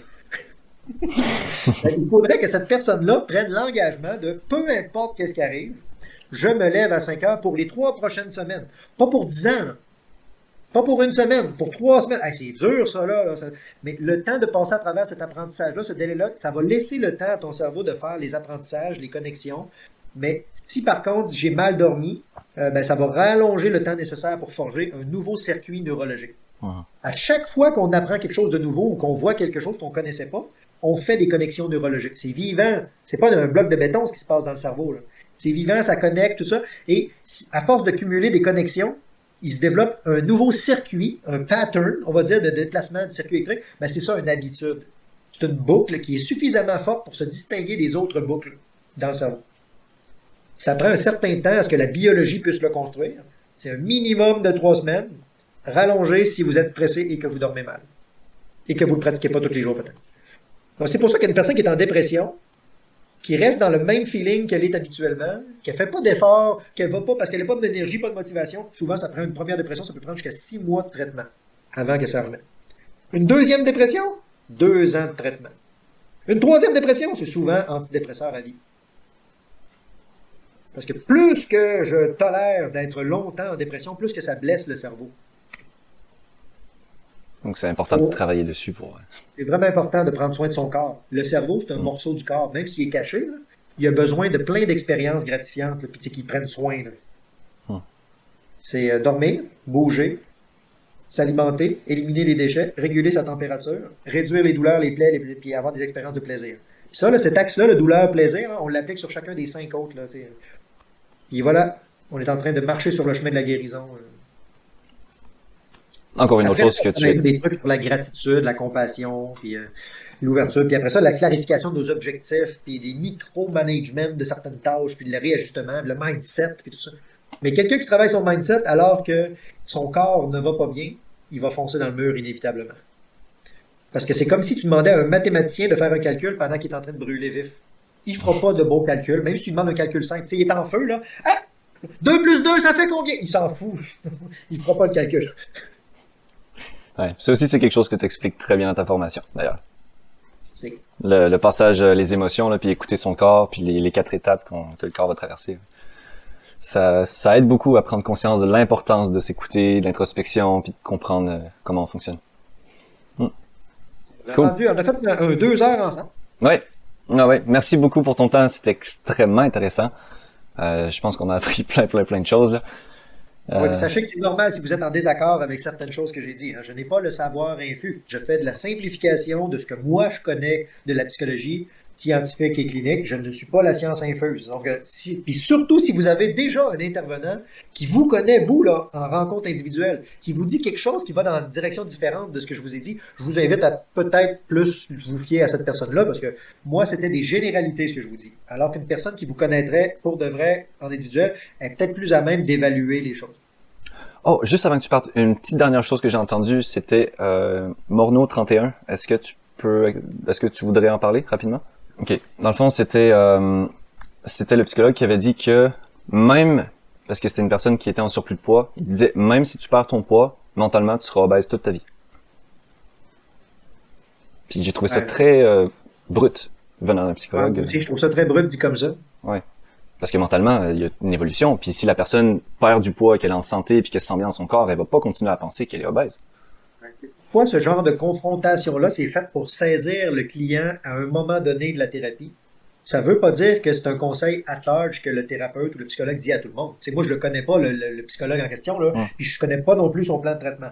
Mais ça peut se placer à quelque part dans un traitement si c'est bien dit au bon moment et que ça vise à ébranler, mettons, une fausse croyance, là, comme « Oh, moi, quand je vais perdre mon poids, tout va être beau! » Ça, c'est une fiction positive. Donc, ça se peut que pour faire face à la fiction positive, un psychologue fasse une confrontation pour saisir la personne et la faire revenir dans la réalité. Le but étant pas de lui dire que tu fais face à une fatalité et que tu vas rester dans ça me semblerait être un peu décousu ou un peu abusif là, si c'était tel quel, brut premier degré. Ouais. Mais il y en a qui peuvent dire ça. Mais moi, je ferais jamais ça. Là. Je dirais pas ça en dehors d'un contexte où ça viserait à bien s'arrimer avec les défenses de la personne. Puis je t'avoue que, entendu comme ça de manière brute, je trouve ça choquant. Ben, surtout que ça décourage la personne, puis ça la... Ah oui. Ouais. C'est ça. Si l'intervention décourage la personne, qu'elle génère pas de l'espoir, qu'elle génère pas une prise sur la réalité, c'est peut-être le signe d'ailleurs que c'est pas le bon intervenant pour vous. Parce que les recherches scientifiques sur les gens qui ont des changements de poids, par exemple, après chirurgie bariatrique et tout ça, là, ils témoignent qu'il y a un changement identitaire à l'intérieur de 2 ans très grand. C'est la personne sur qui elle est comme personne. C'est pas juste son apparence qui change, c'est son rapport aux autres, son rapport à l'énergie, au travail, à l'alimentation. Ça chamboule plein de choses. C'est une crise qui dure environ 2 ans chez les gens qui ont des chirurgies bariatriques. Oui, parce que ça m'était déjà entendu, j'avais déjà entendu aussi des médecins qui disaient que tu seras malade toute ta vie, des psychologues qui disaient que tu seras en dépression toute ta vie, puis... Des fois, c'est des techniques de confrontation qui visent à saisir la personne qui est trop emprisonnée dans ses lubies ou ses mécanismes de défense ou ses croyances limitantes ou fictives. Donc, des fois, c'est nécessaire de saisir la personne pour la faire redescendre sur terre. Mais ça peut être très brusque, surtout quand on sort une intervention comme ça de son contexte. C'est là où ça peut être très mal interprété. Ben, c'est parce que ces gens-là, ils y croient encore aujourd'hui. Fait que même s'ils sont bien, ils sont persuadés que parce que le psychologue a dit que je serais malade toute ma vie, Ah, c'est vrai, ça crée comme une empreinte, une étiquette de « je suis ça ». D'où l'importance de faire un nettoyage interne pour faire de la validation interne. Peu importe c'est quoi les étiquettes qu'on m'a mis, qui suis-je pour de vrai? Ben, c'est quelque chose qui apparaît dans le développement de la personne. Moi, on m'a dit que quand j'étais jeune, Paul, tu feras jamais rien de bon dans la vie. Puis, il y a plusieurs personnes qui m'ont dit ça. J'ai été congédié de plein d'endroits. Ben, dans le fond, est-ce que il faut que je les croie? Ben, j'étais pas la bonne personne pour eux, ou j'étais pas à la mesure de conforme à leurs attentes. Ça n'a rien à voir avec je ne ferai rien dans la vie de moi. Ce qu'ils m'ont dit maintenant, je suis capable de voir que c'était un mensonge. Mais c'est seulement possible parce que j'ai travaillé sur faire apparaître à l'intérieur de moi qu'est-ce qui est vrai. Si on reste au niveau de « Oh, j'en reviens pas qu'on me dise ça, puis c'est vraiment pas correct, puis tout ça, puis s'il le dit, je vais rester de même. » Ben ça, c'est se victimiser puis rester pris dans les attributions externes. Quand on se développe et qu'on devient mature, on peut apprendre à faire ce nettoyage-là. C'est sûr que ça me fait mal encore à l'intérieur de moi quand je me connecte à ça. La personne me dit je fais jeune. Ah, c'est vrai, ça me fait mal encore, je le sens. Mais par contre, je peux reconnaître que c'est un mensonge. C'est pas vrai. OK, super. Merci beaucoup. Ben, ça m'a fait plaisir. Puis ouais, non, c'était vraiment génial. Merci beaucoup d'avoir passé 2 heures de ton précieux temps pour nous apprendre toutes ces belles choses. Je m'en vais faire du sport. Moi, je t'ai rendu à mon heure, là, justement, de faire du sport. C'est parti pour la santé. Puis s'il y a des gens qui veulent me rejoindre, comme vous avez vu, là, mon titre, là, je l'écris docteur, c'est DR, DR Paul Simard, psychologue, puis je vais donner tous mes liens, mes coordonnées. Je suis facile à trouver si vous voulez regarder mes trucs ou mes diverses chaînes. J'ai un arbre de liens avec tous mes extraits de la télévision. Voilà. OK, super. Merci beaucoup. Oui, Ah, ben, salut Sam, salut tout le monde. on va partager ton lien. Puis je te souhaite une excellente soirée. Merci encore d'être venu. Salut. Salut. Ouh, je commence à avoir mal aux yeux. Trop de lumière. Bon, comment vous avez trouvé ça?